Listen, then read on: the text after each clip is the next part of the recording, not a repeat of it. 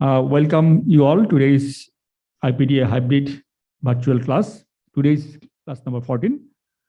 Today's we are really grateful. One of the busiest internists is the leader of internal medicine. And we know everybody, Professor Ahmadul Kabir, General Secretary of Bangladesh Medicine Society, also Principal of Medical Mukda Medical College, is here with a busy schedule. Thank you, Dr. Professor Abdul Kabir, to be here with us. And another faculty here, Professor Tohidul Karim Majumdar. He is a professor of gastroenterology, Russell Gastro-Liver Hospital, Institute Hospital. And our one of the faculty, Gobindo Chandra Roy, I think, Dr. Gobindo Roy, he is the Assistant Professor of Medicine, Shohid Sohrawardi Medical College. আপনারা সবাই জানেন যে আমাদের এই virtual ক্লাসটা শুরু হয়েছিল Covid pandemic এরাতে, যে যখন ক্লাসগুলো হচ্ছিল না, এখন আস্তে ক্লাস শুরু হচ্ছে। সেখানে আমাদের এই ক্লাসটা দুটো পার্টে ভাগ করেছি আমরা। প্রথম পার্টে একজন এক্সামিনিং, সে পরীক্ষা দিবে এমডি, এফসিপিএস, এমআরসিপি মতো করে লং কেস নিবে। তার পরীক্ষা নেবেন আজকে আমাদের শ্রদ্ধেয় শিক্ষক আছেন দুজন, প্রফেসর আহমেদুল কবির এবং প্রফেসর তহিদুল করিম মজুমদার। তারপরে আমাদের যারা প্যানেলিস্ট আছেন, স্পেশালি গোবিন্দ চন্দ্র রয় এবং আমাদের জুমে আমাদের ফ্যাকাল্টি আছেন, তারা পরীক্ষা যে আমাদের কমন মিস্টেকগুলো হয়, কি পিটফল নিয়ে আলোচনা করবেন। অ্যাট দ্য লাস্টে আমাদের আজকে one of the promising internist, you know everybody's Syed Ghulam Hala Mogni. He will present the total presentation of exhibition abdomen in a complete presentation view. এটা দিয়ে আমাদের স্টুডেন্টরা কিন্তু রাতে বেলায় অনেকেই কিন্তু আমাদেরকে ফোন করে। আমাদের ইউটিউব চ্যানেল আছে, স্ট্রং ইউটিউব চ্যানেল, যেখানে আমাদের প্রত্যেকটা ক্লাসগুলো থাকে, তারা দেখতে পারে, প্র্যাকটিস করতে পারে। তো আমি দেরি করবো না। I am requesting professor Abdul Adil Chowdhury sir, please open the session.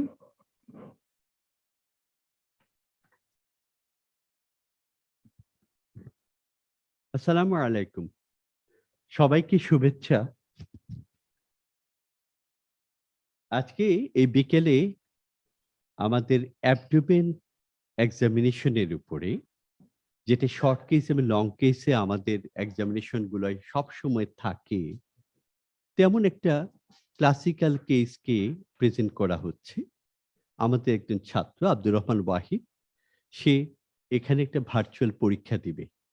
ওকে ধন্যবাদ যে এখানে তার সহকর্মীদের সামনে এবং এতগুলো বড় বড় নামকরা টিচারদের কাছে সে পরীক্ষাটা দিতে, ক্যামেরার মধ্যে পরীক্ষা দিতে রাজি হচ্ছে এবং আশা করি সে ভালোই করবে। যারা পরীক্ষা নেবেন তারা অত্যন্ত ঝানু দক্ষ পরীক্ষক। তারা যেমন পড়ান তেমন পড়া আদায় করতেও জানেন। তারা কিন্তু দেখবেন এই ছেলেটি কেমন করছে, এবং তার সাথে আরো যারা আছেন, আমাদের প্রফেসর গোবিন্দ আছেন, প্রফেসর তহিদুল করিম মজুমদার আছেন, তারা কিন্তু কমেন্ট করবেন যে ইউজুয়ালি ছেলেরা মেয়েরা পরীক্ষার সময় নার্ভাস নিয়ে হোক, অজ্ঞতার কারণে হোক, রেগুলার প্র্যাকটিস না করার কারণে হোক, কি ভুলগুলো করে, সেই ট্র্যাপগুলো, সেই ভুলগুলো, সেই চোরাবালিগুলো কি করে তারা এড়িয়ে যেতে পারে, সেটা নিয়ে আলোচনা হবে।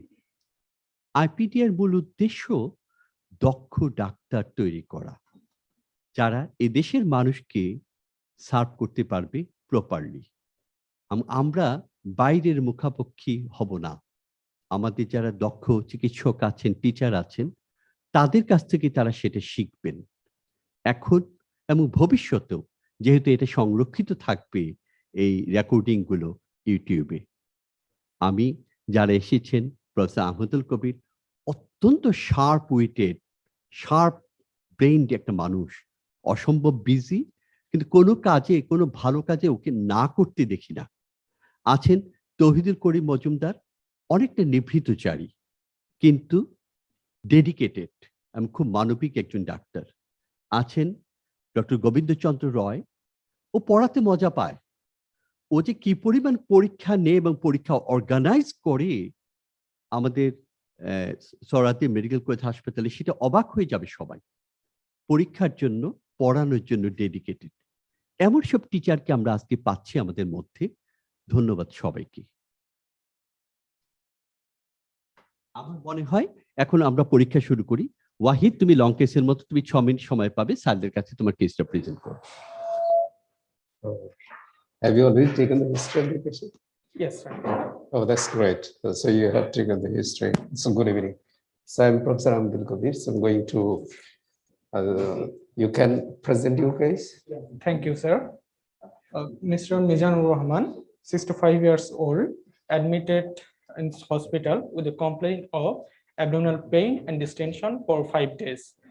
He is a known case of chronic liver disease for 10 years, and 22 years back, he gave the history for the infection of hepatitis B virus, and after 2 months, it lasted, and then he cured.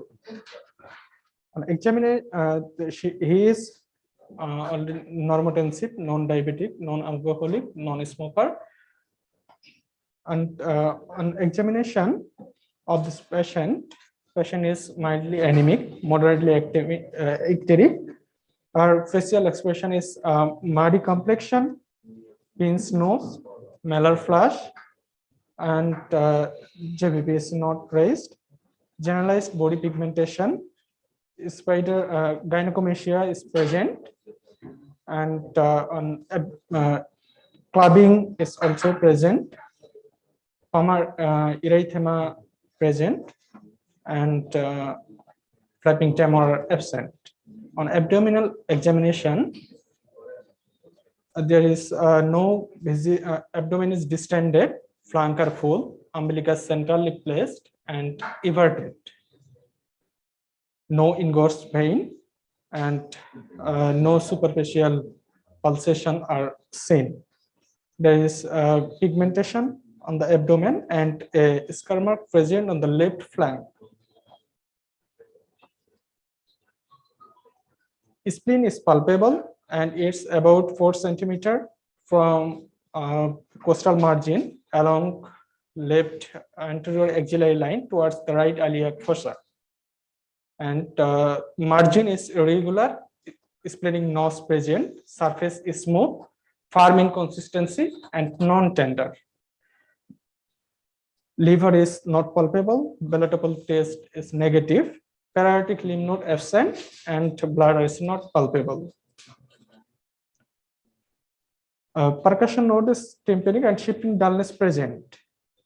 Fluid thread is also present, bowels are present, and no splenic rub and hepatic, no splenic rub and renal bruit.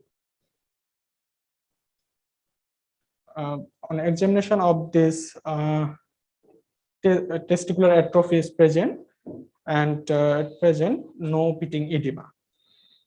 Thank you. Okay, that's great. You have presented a very nice way. So in your history, you said many things regarding the diagnosis. You came to a diagnosis also. You said cirrhosis. In history, so you said many things in favor of your diagnosis, and you said cured. What do you mean by cured? He had an infection, hepatitis B, and he became cured. Yes, sir. He infected hepatitis B virus. He gave the history of 22 years back. After 2 months, he cured.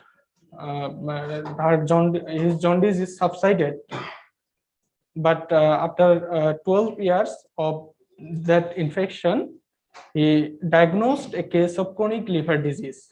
But at this present, he admitted to our hospital with a complaint of hugely distended abdomen and abdominal pain. What do you think? What could be the cause of abdominal pain of this patient? Sir, thank you, sir. I think it may be progressed to the decompensated chronic liver disease, and it may be the spontaneous bacterial peritonitis. You ask many things regarding history. এর কি hepatomegaly আছে? Sir hepatomegaly পাই নাই, তবে আমি splenomegaly পেয়েছি। পেয়েছো? জি। তোমার এরকম ক্রনিক পেশেন্টের যখন অ্যাবডোমিনাল পেইন হয়, তখন 3টা ইম্পর্টেন্ট কারণ আমাদের স্যাররা চিন্তা করে। তুমি বলো তো কোন 3টা? স্যার প্রথমত হতে পারে স্পন্টানিয়াস ব্যাকটেরিয়াল পেরিটোনাইটিস, খুব ইম্পর্টেন্ট। এরপর স্যার splenic rupture, আর ও কিন্তু খুব সুন্দর বলেছে। আর তুমি কিন্তু আসল দুটা বলে দেবো, যেটা ইকুইপলি আমাকে দেখতে হবে, সেটি কিন্তু ঠিকই আগে বলেছে। আর খুব কমন জিনিস চিন্তা করো। Sir, acute abdomen due to other cause. Abdominal pain, not necessarily acute abdomen. If you cannot, we can ask you more question. Sir, sorry, sir. তাকে কনজেস্টিভ গ্যাস্ট্রোপ্যাথি থেকে Yes, sir. Peptic ulcer degrade করতে পারে, Yes, problem sir. হতে পারে। Yes, sir. Common জিনিস should come first. Yes. But ওই দুটো খুব ইম্পর্টেন্ট। Yes. স্যার কি Sir, বলে? what is it? আমি দুটো স্যার কি বলে? Oh, yeah, that's things that I'm still with the history, many things left you said. The patient is having cirrhosis and now he's having ascites. You are saying decompensated cirrhosis, Yes. right? And you say you have not taken any history of hematemesis of melena, you didn't mention. Was that important for this patient? Yes, sir. It's a very basic history of asking hematemesis of melena. Yes. Next is that what the things you missed in the history is very vital to the patient. Yes. And another important issue is that you didn't mention any history of disorientation. The patient's disorientation history is very important, Yes. vital. That can lead rise to the possibilities of the decompensation. So decompensation means the disorientation, hematemesis, melena. sir. This is a very important history. And also, whenever you say something, cirrhotic patients when are presented like this, you must take the history of any operation, major operation, and also history of any blood transfusion history, and his sexual history and others, many things of the Yes. way of transmission that was very vital for the history taking of this patient. Yes. Sir. And these are the point you missed. And while you examine the patient, you say the patient having claving, and you mentioned about the testicular size of this. Was that pertinent to the patient He mentioned. in exhibition? He mentioned. What he said about Testis testicular? mentioned also. Testicular atrophy, yes. He right. mentioned. You mentioned testicular Yes, atrophy, sir. and you said the patient is having claving, right? Yes. Can you show me whether the patient is having claving or not? Yes. বাবা আমি আপনাকে পরীক্ষা করে দেখি।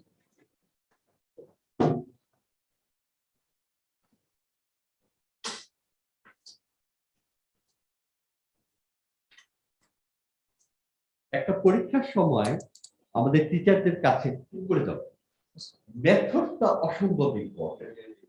পরীক্ষা nervous হয়ে তুমি ছোটখাটো কিছু জিনিস মিস করতে পারো, বাবা But একটু your দেখি, method আপনি is এইরকম করে excellent. একটু হাতটা লাগাবেন, তোমার এই অর্ধেক এই কাজ কিন্তু এইরকম হাসি। আঙ্গুল দুটো এই পাশে। এটা আমরা সব আচ্ছা, আমাদের examiner ধারণা ঠিক আছে? We should do the methods properly, City. according to the books, not by your own. Do you believe he is having claving? এটা ক্লাবিং মনে হয়? No, sir, sir. The commission is dangerous. Dangerous and One thing is not present, you synthesize that, it is going to a very negative marking for you. Next is that it doesn't have claving. তার মানে for sure. তুমি clubbing দেখো না, এটা মনে হবে কেমন হয়েছে। Did you mention about the leukemia of this patient? It's very important, vital history. It's very and clinical important, yes. leukemia. You didn't mention. And now you see whether the patient is having leukemia or not. আচ্ছা, আমি একটা মাঝখানে ঠিক করি, এইটা sir clubbing এর উপরে এত জোর দিলেন, বলতো কেন? ক্লাবিং থাকা মানে কিছু একটা ইন্ডিকেট করে। কোন ধরনের সিএলডি তে ক্লাবিংটা এক্সপেক্ট করি আমরা? Sir, alcoholic. No, Not necessarily. বলো কোনটা? Primary biliary cyst. Paramedical, yes. Also, Yeah, I but- think it's very important issues is that. So, do you think the patient is having leukemia? Yes, sir, like, yeah. এখানে থাকতে পারে কিনা, obvious কিনা, বা থাকা উচিত কিনা এই ধরনের পেশেন্টের? স্যার লিউকোনিয়া থাকা উচিত, কিন্তু এই পেশেন্টের ক্ষেত্রে আমি অবভিয়াস দেখছি। Okay. ঠিক আছে। One is most important, going for further is, you said the patient is not having flapping tremor. Yes, sir. Okay, Yes. and you said the percussion note is tympani. Yes, did you say that tympani? The word I heard, I don't know whether you listened. Yeah, you said tympani. And you said shifting dullness is Right, present. sir. Okay, so what do you mean by tympanic? Again, shifting dullness present. Sir, at first tympanic from the epigastric to, You cannot say the total abdomen is tympanic. This is not pneumoperitoneum. You're dealing with case of ascites. yes, And once you say it is tympanic, this is a big term. yes. So you cannot say like this. And the size of the abdomen and shape of the abdomen, planks are full, you Planks are say, full. umbilicus, seabird, and also a lot of discussions were needed to be mentioned in the history as well. When shifting dullness is present, tympanic what should be omitted? That should be omitted when you say the shifting dull is present. Now, before going to seeing the examination, what is important is thing that we want to amalgamate the history and the examination as well. You can show me how you see the flapping tremor. বাবা একটু আপনাকে দেখি আপনি হাতটা এভাবে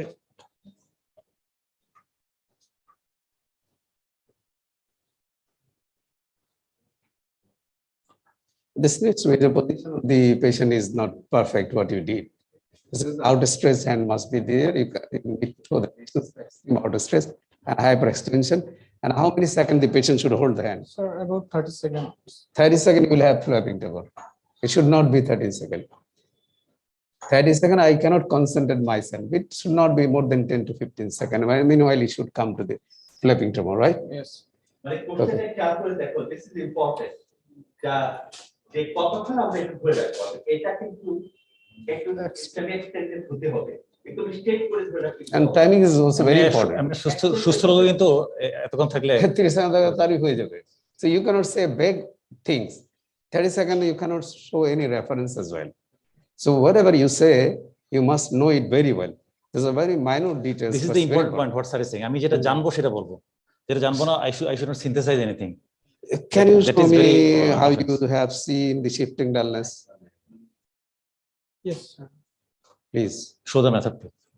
It's very important. বাবা আপনাকে একটু পরীক্ষা করে দেখবো যে আপনি কষ্ট পাবেন না।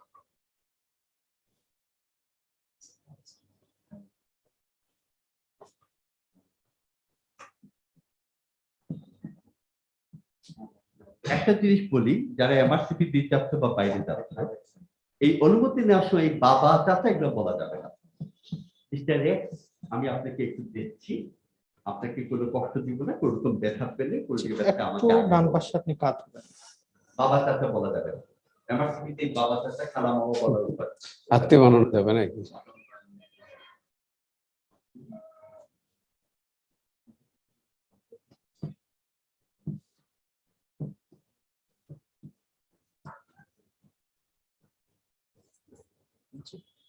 কাত পড়ে যাবে দেখুন।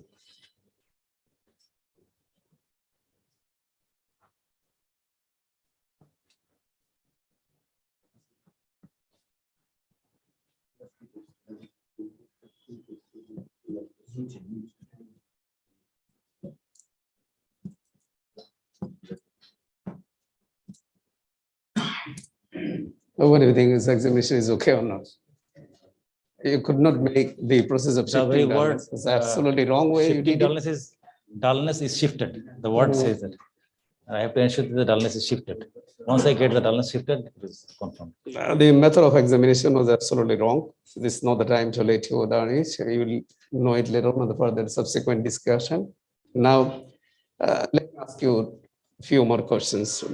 There are lots of gaps and there's.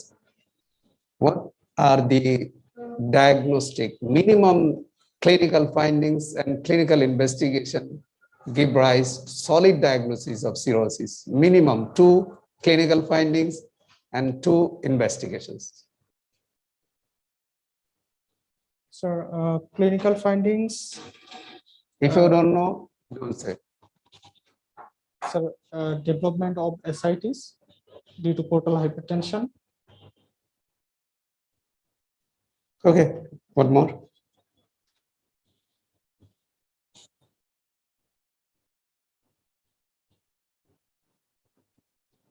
All right, I understand you don't know. Investigations? And what investigations? 2 investigations. Sir. Okay, just let me for you remember. So the 2 things is very important. One is hysteresis. Okay, Yes. another is ascites. Remember 2A is sufficient for making a clinical diagnosis. One is hysteresis, another is ascites. two investigation is sufficient to make a diagnosis. One is albumin, another is prothrombin type. Remember rest of your life. Two clinical findings and two investigations.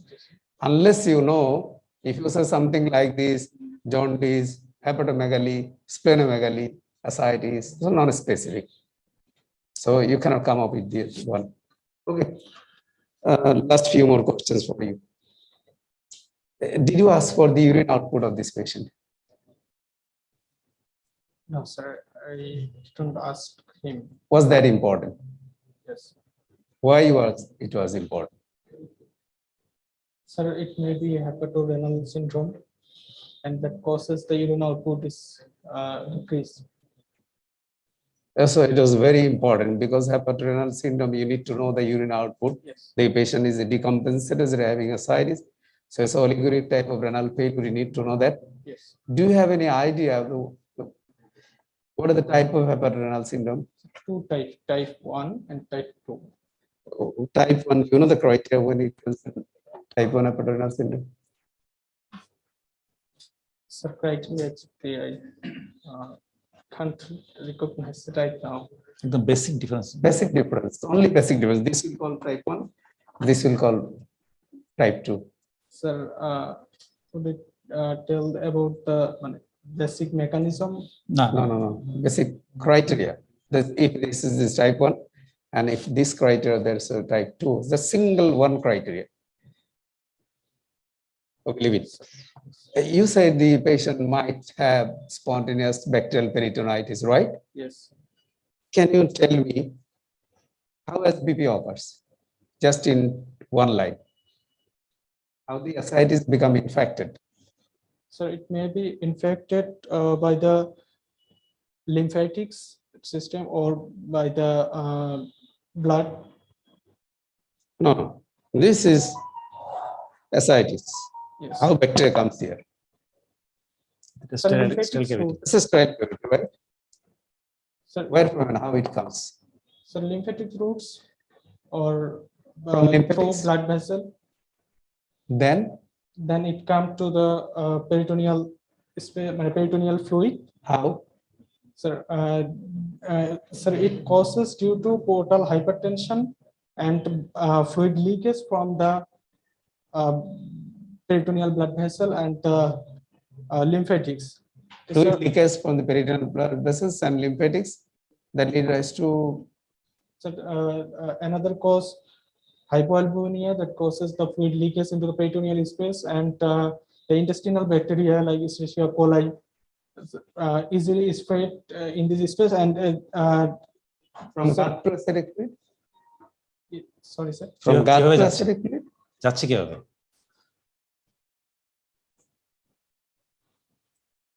Sir, sorry, sir.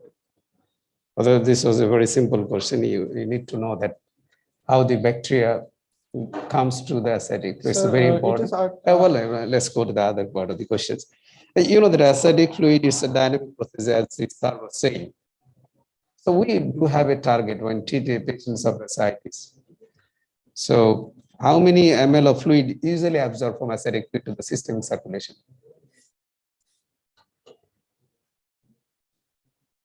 So it's exactly not. You don't need to know it, otherwise you cannot treat the patient. How much weight loss will be needed, then how to restrict the fluid and other part. That's very important issues. Okay. Do you know about SAG? SAAG? Serum acetic albumin gradient. When you say portal hypertension, So if it's more than 1.1 gram per deciliter, then we can confirm about 96% it may be the portal hypertension due to portal hypertension. all right. That's a good question you asked. Do you think this patient is having a splenomegaly? As you say, the patient is in splenomegaly, right? Yes, sir.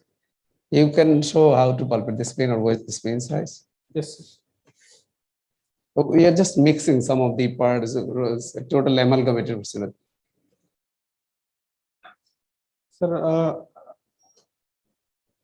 sir, it may be the You are asked, present you level, didn't but have to ask. you are asked to examine. Okay, so Yeah, you have to show the asked to procedure. Sir want to show the procedures of how will you palpate the spleen in a patient who is having ascites. Perfect. জি, আপনি একটু পেট ফুলিয়ে লম্বা করে শ্বাস নেবেন।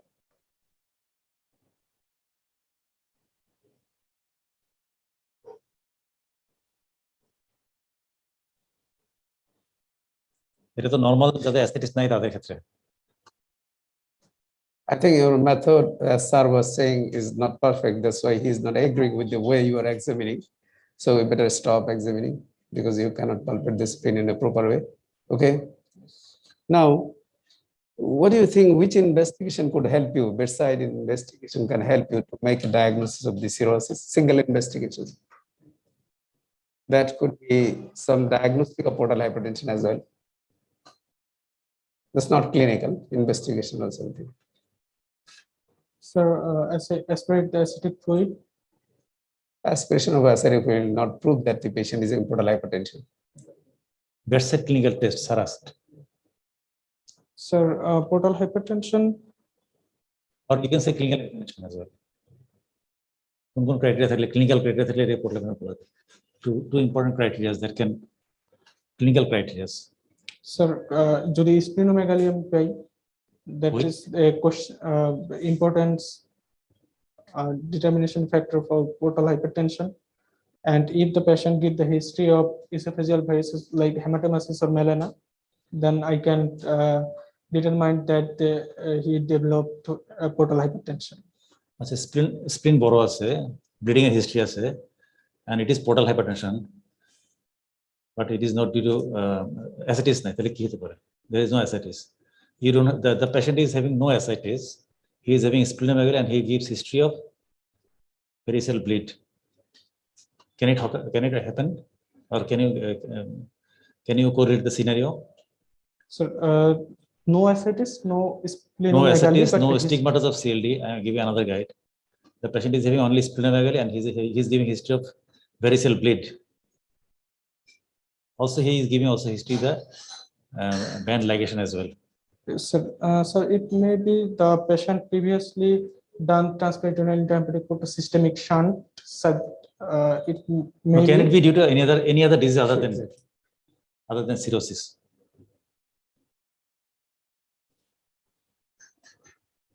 Sorry, I cannot recognize that. Have you checked the patients? Do you suggest to check for urine sugar or other tests for these patients? As you said, the patient is having black pigmentation, right? If you see their hands and others. Yes, sir. Sir, Can you correlate these patients with the clinical condition as a possibility also? sir, colors are Urine sugar से guide कर दिलो. Suppose this patient's urine sugar is positive, and you say patient is having JBP, raised JBP, okay? And on examination, you find the patient is having cardiomegaly, and you find the patient's urine is having sugar is present in urine, and you see the pigmentation is there. congestive cardiac failure, right heart failure.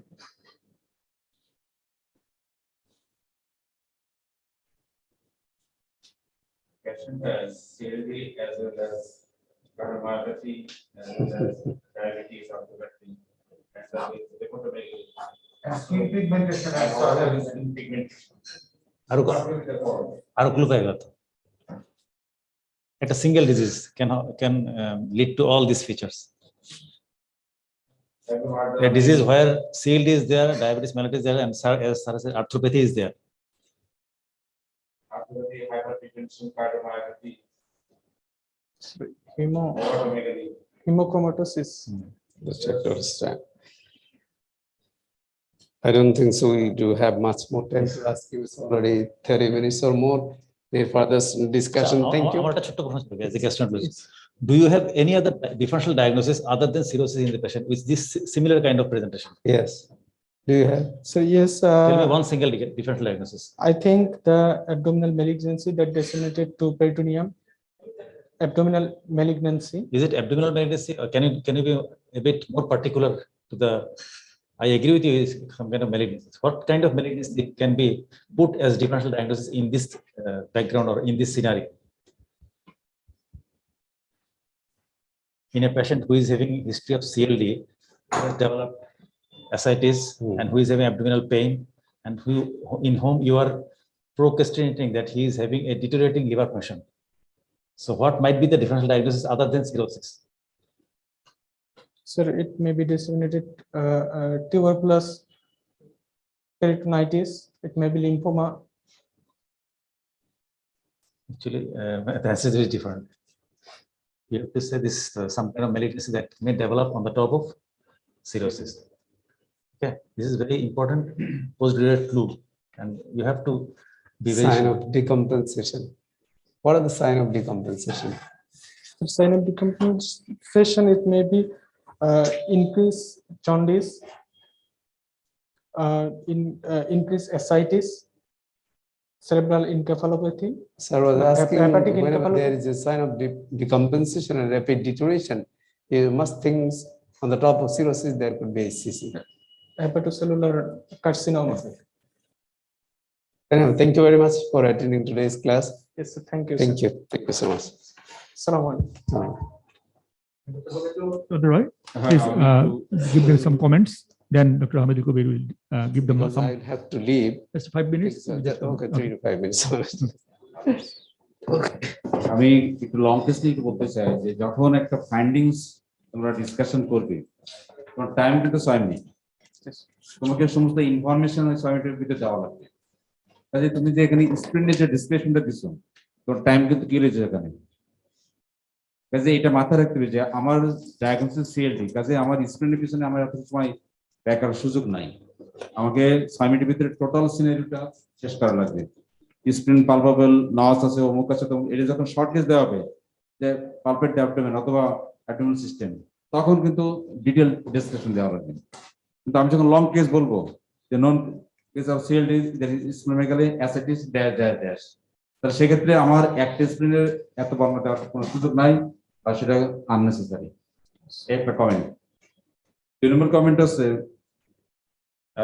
যখন একটা long case present করতে দিবে, আমি সবসময় এমন ভাবে present করবো যেন আমি এক্সামিনারকে বলেই দিচ্ছি যে আমার ডায়াগনোসিস এটা, যাতে আমি যত স্মুথলি আমি তাকে বোঝাতে পারবো যে আমার ডায়াগনোসিস আমি এটাই স্ট্যান্ড করতে চাচ্ছি, এবং যত বেশি সুযোগ দিতে পারবো কোশ্চেন করার ক্রসিং এর, তত স্কোরটা বাড়তে থাকবে।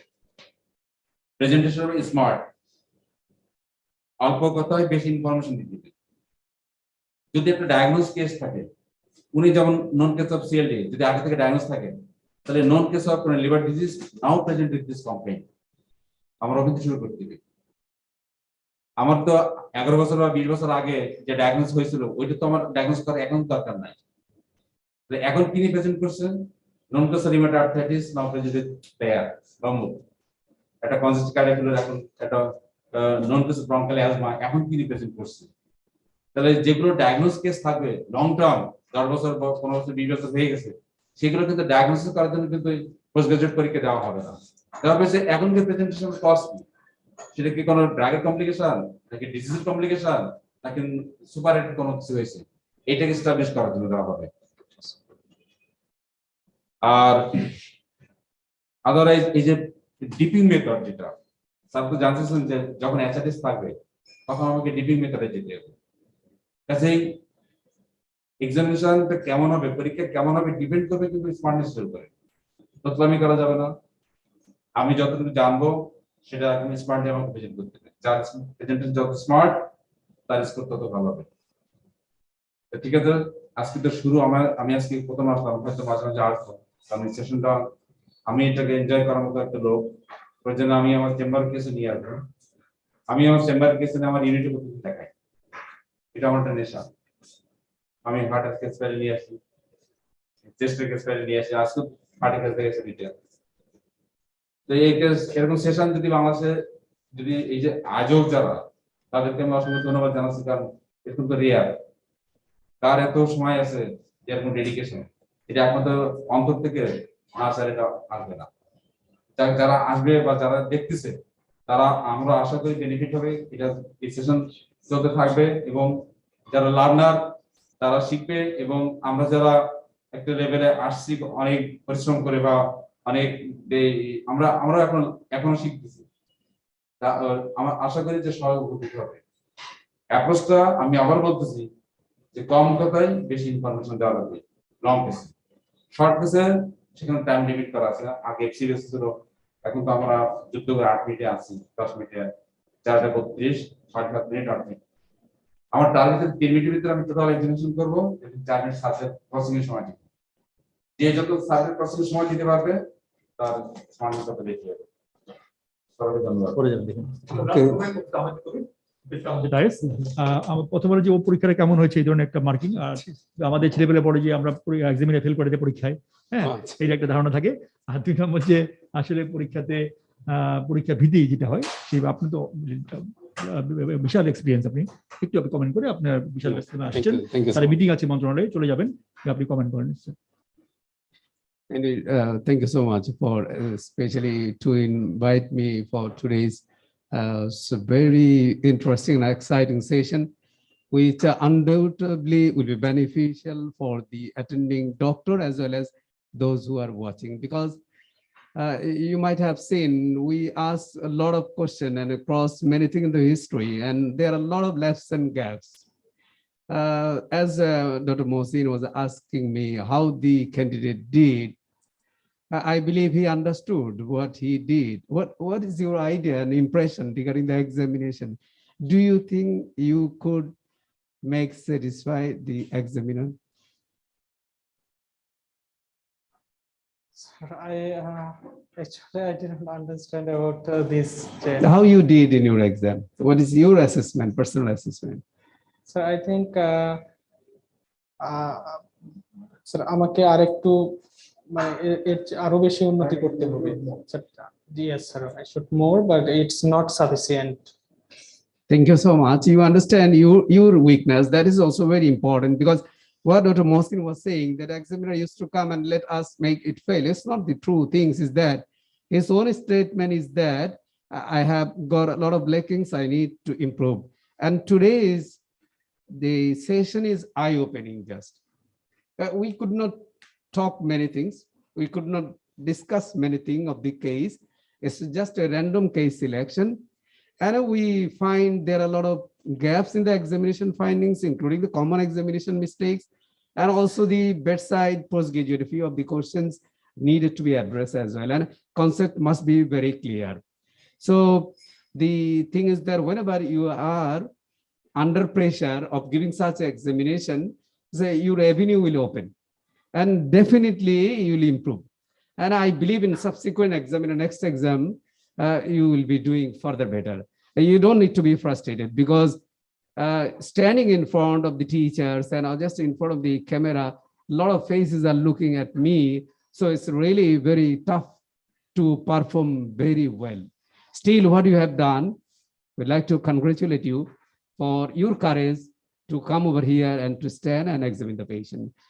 If you ask me, what about the result, that I will not be saying. You understood what you did, and that part should not be disclosed here. And I believe you will improve, and your courage is encouraging.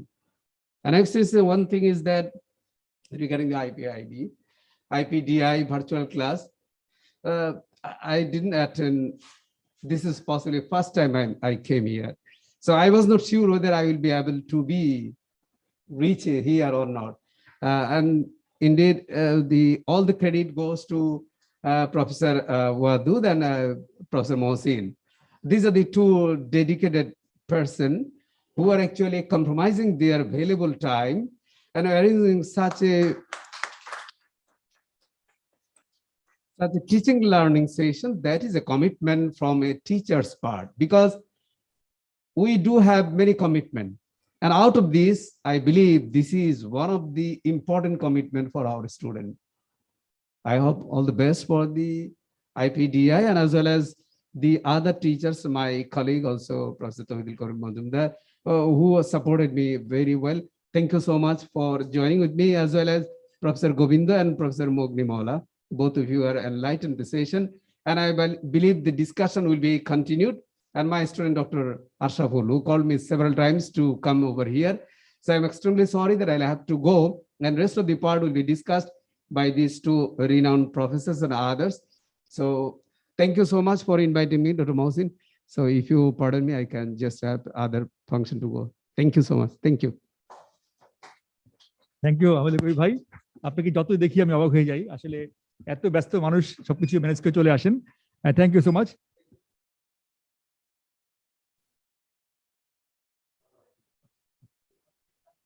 I'm requesting Tohidul Mujumdar, please few comments regarding the exam. Tohidul Mujumdar.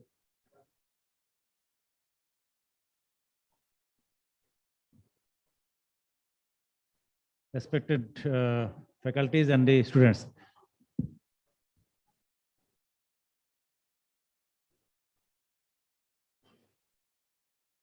এখানে student তো এই জানি না, আচ্ছা আচ্ছা, আমি বাংলায় বলে কি এটা এটা রিয়েলি এক্সেপশনাল, এবং সবচেয়ে আমি অ্যাপ্রিশিয়েট করি the students who have really felt dare to come here. আমাদের এইসব সেশনে এখানে এসে প্রেজেন্ট করা এটা চারটেখানি কথা না। তো I appreciate the student who presented specially. এটা মনে রাখবা যে তুমি যেটা প্রেজেন্ট করলা, it will be life time memory for you, এবং তোমার যেই ভুলগুলো তুমি মনে করছো তুমি করেছো, it will never be repeated by you. এটা একদম এটা আমি আমার নিজের প্র্যাকটিক্যাল লাইফ থেকে বলছি। আমি যতদিন পর্যন্ত কেস প্রেজেন্ট করা না করেছি আমার ফেলো কলিগদের সাথে, আমার গ্রুপের সাথে, বা যতদিন পর্যন্ত আমার কেস আমি স্যারের সামনে প্রেজেন্ট না করেছি, ততদিন পর্যন্ত I never learn to become a good presentator. এবং লার্নিং কার্ভ আছে তো একটা, তো লার্নিং কার্ভের তো অনেকগুলো স্টেপ আছে। তোমরা একটা স্টেজ পার হয়ে গেছো, and you are now matured enough to appear any post graduate exams like FCPS and MRCPs. So theoretical background is quite good. আমি দেখছি এখানে অনেক বই খুলে আসলে বই খোলার দরকার নেই, এই বই কি লেখা আছে আমরা যা জানি আমাদের তোমরা বেশি জানো। দ্য ল্যাক বা গ্যাপ হচ্ছে যে উই ডোন্ট প্র্যাকটিস, এবং এটাই আমাদেরকে বেশি ক্ষতি করছে আর কি। দ্য ওয়ে প্র্যাকটিস যেভাবে করা উচিত সেই জিনিসটা অ্যামালগামেট করতে হবে। এবং যেটা গোবিন্দ স্যার বলতেছেন যে আমার টাইম আমি ঘড়ি স্টপ, তোমরা গ্রুপ করে একজন ঘড়ি ধরবে আরেকজন বলবে, এবং যেটুকু আমি বলবো কনক্রিট যেন একভাবে বলা, এটাকে বলে আমরা বলি উইদাউট এনি ফামলিং। আমি অ্যাটস্টে বলবো এবং আমার আই থাকবে এক্সামিনের আয়ের দিকে, আমি এক্সামিনারকে আমার ছাত্র মনে করবো। এবং যেই দিন তুমি এই স্টেজটা অ্যাটেন্ড করবা, তোমার পাশ কেউ ঠেকা রাখতে পারবে না, আমি বললাম তো। আর যতদিন অনেক গুড আমাদের পিজিতে আমরা দিচ্ছি, অনেকে 7 বার 8 বার 9 বার প্রচুর জানে। সমস্যা হচ্ছে যে pregnant with knowledge but labour is obstructed. মানে আমি প্রচুর জানি কিন্তু আমার মুখ দিয়ে কথা বলছে না। কাজে ভাই এটা সারা বিশ্বে এটা প্রচলিত, be vocal, be accurate in list, যেটুক জানো এটা তুমি অ্যাকিউরেটলি প্রেজেন্ট করো। এটা হলো নাম্বার 1, যে আমার বলাটা আমি প্র্যাকটিস করবো। নাম্বার 2 হচ্ছে যেই কেসটা আমি প্রেজেন্ট করবো, যেটা গোবিন্দ স্যার বলছে, আমার টার্গেট থাকবে আমি কোন স্টেজ আমার লাস্ট স্টেশন কি, তার মানে আমার ফাইনাল ডায়াগনোস কি, that is my target point. এবং আমি যত কিছু প্রেজেন্ট করব আমার আর্টটা থাকবে এইভাবে, যে আমি যেমন ফর এক্সাম্পল দিস কেস, এটা আমি হলে কিন্তু যেটা বলতাম 20 বছর আগে কি হয়েছে HBCC, এটা কিন্তু আমি শুরুতে বলতাম না। আমি বলতাম যে this is a diagnose case of CLD who has presented with this end that. তাহলে এক্সামিনার একটা গ্লাস বোঝা তার ম্যাচুরিটি কেমন, তারপরে তার সে কি বলতে আছে, এরপরে এক্সামিনার নিজেই চাবে যে সে এটা বলুক। এখানে গ্যাপ হয়েছে কি, এখানে খুব বেশি ইম্পর্টেন্ট গ্যাপ বা যেটা বলা হয় না, সেটা হচ্ছে এই ধরনের পেশেন্টের ক্ষেত্রে যে ডিজিজ কোর্সের মধ্যে তার ট্রিটমেন্ট কি ছিল, সে কয়বার হসপিটালে ভর্তি হয়েছে, কয়বার তার এনকেফালোপ্যাথি এপিসোড, এই পয়েন্টগুলো হিস্ট্রিতে টাচ করা দরকার ছিল, rather than touching the other points like কিছু হেমাচুরিয়া বললো তুমি, এটা সেটা রেনাল কোলিক, এগুলো ইম্পর্টেন্ট না। কাজে প্রতিটা একটা ডিজিজের জন্য আমার ফাইনাল ডায়াগনোসিসের জন্য কনক্রিট পয়েন্ট কি, এটা আমি আমার খাতায় আগে নোট করা থাকবে। আমি যেন আমার প্রিপারেশন নিব আগের 6 মাসে, লং কেস কি হতে পারে 10টা রেডি করে, এই লং কেসগুলোর মধ্যে কি কি কনক্রিট পয়েন্ট আমার লাগবে মনে রাখে, এটা আমি মনে রাখবো। এবং তুমি মনে করো যে এই 6 মিনিট তোমার প্রেজেন্টেশন, এটা হচ্ছে তোমার একটা ফাইনাল পরীক্ষা আর কি, যে আমি এই সময়টাতে আমি যেটুকু কথা বলবো প্রতিটা শব্দ থাকবে গুরুত্বপূর্ণ, কোনো ধরনের হাঙ্কি পাঙ্কি না, কোনো ধরনের ভুল তথ্য না। ভুল তথ্য দিলেও তুমি যেটুকু অর্জন করলে সাথে সাথে কিন্তু নেগেটিভ হয়ে যায়। মানুষ তো মানে এক্সামিনার কিন্তু এমন না যে সারাক্ষণ বই, তারাও প্র্যাকটিস থাকে, এটা তারা দেখতে চাই how much accurate, how much smart he is, how much skillful he is, clinically সে কতটা দক্ষ, এটা বোঝার কতটা টেকনিক আছে, তার মধ্যে এই কথাগুলি সে একটা ম্যাচিউর কথাবার্তা আর কি। তাহলে এটা গেল একটা, কয়বার সে এনকেফালোপ্যাথিতে গেল, কয়বার সে কি ট্রিটমেন্ট নিল, তার ট্রিটমেন্টের কোর্সের মধ্যে সে হাসপাতালে ভর্তি ছিল কিনা, বা কি কি ওষুধ সে খাচ্ছে, তারপরে সে এখন যেমন এটা যদি সিরোসিস বলে, সিরোসিসের সে লেটেস্ট ট্রিটমেন্টগুলো সে পেয়েছে কিনা, এগুলি যদি সুন্দরভাবে বলা যেত তাহলে খুব ম্যাচিউর একটা প্রেজেন্টেশন। লাস্ট অফ অল আমি যখন ডায়াগনোসটা বললাম, এটার ক্ষেত্রে আমার আরো ম্যাচিউরিটি শো করে আমি আর কি কি ডিফারেন্সিয়াল ডায়াগনোসিস তার জন্য সেট করেছি। এটার জন্য কালাজ্বর বললে কিন্তু একদম মানে তুমি গোল্লায় চলে যাবে। এই পেশেন্টের জন্য differential diagnosis one and only হবে হচ্ছে HCC on the top of cirrhosis. That is the only, আর কোনো ডিফারেন্ট ডায়াগনোসিস। হ্যাঁ, আর অন্য কথা না বলে এরপর তোমার একজন তোমার কোনো প্রশ্ন 6 মিনিট হয়ে গেল, এরপর নেক্সট 6 মিনিটে একজন তোমাকে যে প্রশ্ন that would add more values to your points, like you will get honours mark. তো তারপরে আমি বলবো you did a very good thing, মানে তোমার যে কারেজটা তুমি যে দাঁড়িয়ে প্রেজেন্ট করছো দ্যাট ইজ হাইলি অ্যাপ্রিসিয়েবল। তোমার নেক্সট টার্গেট হবে যে আমি এরপরে আমাদের সময় ইয়েতে ওই আপনি তো মনে ছিলেন বাসার আমাদের 7 বছর junior, he is working now in Mymensingh mill. আমি ওর এক্সাম্পল আমার খুব মনে পড়ে। বাসারের কাজে থাকতো খালি কেমনে করে কেস প্রেজেন্ট করবে, আতিক স্যার কে কেস করে, কেউ না বাসার কেড়ে নিয়ে গেছে। এটা করতে করতে বাসা এমন ম্যাচিউর হয়ে গেছে, বাসার বলতে junior most faculty, junior most student who passed in first chance. এবং এটা একমাত্র কারণ হচ্ছে সে খুব প্র্যাকটিস করেছে কি। তো আমি আর বক্তব্য দীর্ঘায়িত করেন, আমার খুব ভালো লাগছে, আই ফিল লাকি। আমি যদিও ইন্টারনাল মেডিসিনে পোস্ট গ্রাজুয়েট করবার আবার আমি ল্যাটারাইজড হয়ে গ্যাস্ট্রোন্টারোলজি চলে গেছিলাম, কিন্তু আমার হার্টে গোবিন্দ ফিল করে আমি এখনো ইন্টারনাল মেডিসিন। ইন্টার্নিস্ট হওয়ার যে মজা এটা অন্য কোথাও নাই। এবং সত্যিকার অর্থে যেটা যে থিংস শুড লাইক দিস, আমি একটা গুড ইন্টার্নিস্ট হওয়ার একটা এইম করবো। ইন্টার্নিস্টদের চোখ ফাঁকি দিয়ে কোনো কিছু যাইতে পারে না, তারা হচ্ছে জাদুকরের মতো। হ্যাঁ, জাদুকরের মতো। এবং এরপরে তুমি অন্য কিছু করো, but the good your internist, তোমার ইন্টার্নিস্ট হিসেবে তুমি যত মানে ইয়ে হবা, এক্সপার্ট হবা, যত দক্ষ হবা, তোমার পরের জিনিসগুলা একদম খুব ইজি লাগে এনিথিং। এটা তোমার প্র্যাকটিক্যাল লাইফে যখন তুমি প্র্যাকটিস করতে যাবা, তুমি দেখবে তোমার হাত দিয়ে এমন সব রেয়ারেস্ট ডায়াগনোস হয়েছে যেটা অনেক ডাক্তার ঘুরে আসছে কেউ চিন্তাই করে না। এরকম অনেক ভুরি উদাহরণ উই ফেস। এই জন্য ইন্টার্নিস্ট হওয়ার একটা গুড, আমি আজকে একটা ইন্টারনাল মেডিসিন একটা ইয়েতে আসতে পারছি। I feel myself lucky, and for that reason I am very much thankful to my younger brother doctor Mohsin Ahmed, যে আমাকে স্মরণ করেছে। আমি এখানে আসলে বলার আসলে মতো I am not fit, because আমি অন্য লেভেলে অন্য জায়গায় কাজ করি, আমার আসলে কাজ করার এরানা ভিন্ন। আমি সবার কাছে দোয়া চাই, and I feel my appreciate. Thank you very much.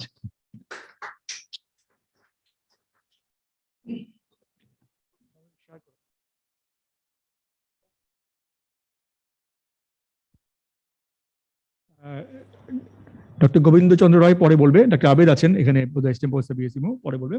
আমরা এখন একটা ইম্পর্টেন্ট মেইন পার্টে চলে যাচ্ছি আজকে প্রোগ্রামে, যে আমাদের এই যে হেলো আইপিডিআই ইউটিউব চ্যানেল আছে, www.hello.health। এখানে গেলে আমরা যখন স্ক্রল ডাউন করব, আমাদের ডিজায়ার্ড অনেকগুলো ক্লাস আছে, আমরা ইচ্ছা মতো যেগুলো ক্লাস আমরা পছন্দ করতে পারবো। এবং এখানে মোর দেন 100 ক্লাস আছে আমাদের, এবং আমরা we can enjoy at night any লিজার time. Now I am requesting Dr. Syed Ghulam Maula Mughni. He will present today's examination of the abdomen part, and I think he will demonstrate in practically. I think so. I think patient is here, and after that, Dr. Gobindo and Dr. Abed, they will discuss later on. Okay. Dr. Mughni, please come on the dais and start your session. Good.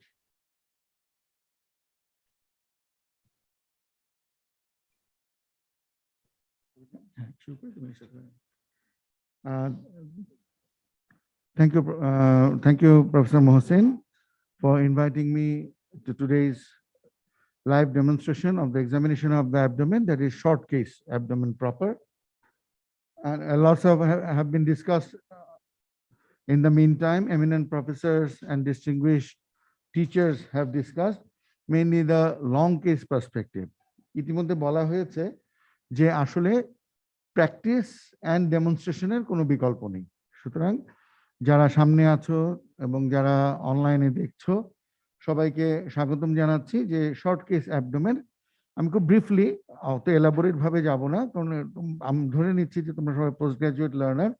মূলত একটু tips গুলো, যে পরীক্ষার সময় কোথায় আমরা ভুল করি, কিভাবে আমরা পরীক্ষার সময় ছোটখাটো জিনিসগুলো যেন খেয়াল রাখি, সেইগুলো আমি একটু হাইলাইট করব, যে প্র্যাকটিক্যালি যে জিনিসগুলো আমাদের আসলে দেখা উচিত।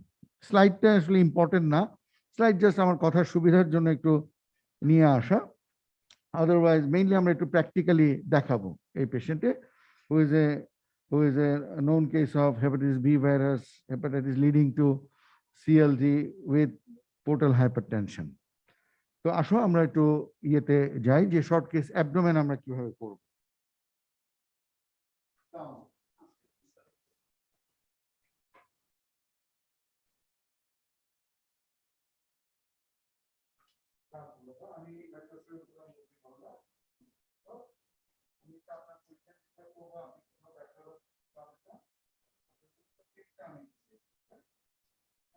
ডাক্তার, কোনো অসুবিধা নেই। যদি আপনার কোথাও কোনো খারাপ লাগে আমাকে একটু জানাবেন। গুগল দিয়ে যাবো না? So the first thing is আমরা সংক্ষেপে বলি ট্রিপল পি, গুগল দিয়ে না? that is position of the patient, position of the doctor। তাহলে আমি পেশেন্টকে পজিশন করে নিয়েছি এবং প্রেফারেবলি আমরা চেষ্টা করব যে পোস্ট গ্রাজুয়েট ইয়েতে পুরোটাই যেন আমি ওনাকে খুলে নিই। এবং আমি যখন পেশেন্টকে পজিশন করছি তখন আমাকে বলা হয়েছে সাপোজ যে examine the abdomen, but as a post graduate examinee আমি just within 30 second I will have a quick look যে পেশেন্টটা কি ডেকুবিটাস কি প্রপড আপ, পেশেন্ট কি ডিজনিক, খুব অবভিয়াস। পেশেন্টকে একটু তাকিয়ে তাকে অবভিয়াস কোন একদম জন্ডিস আছে কিনা, পেশেন্টের ফ্যাসিসটা কি মনে হচ্ছে, just have a quick look at the নেক, যে একদম অবভিয়াস বড় বড় কোনো লিম্ফ নোড দেখা যাচ্ছে কিনা।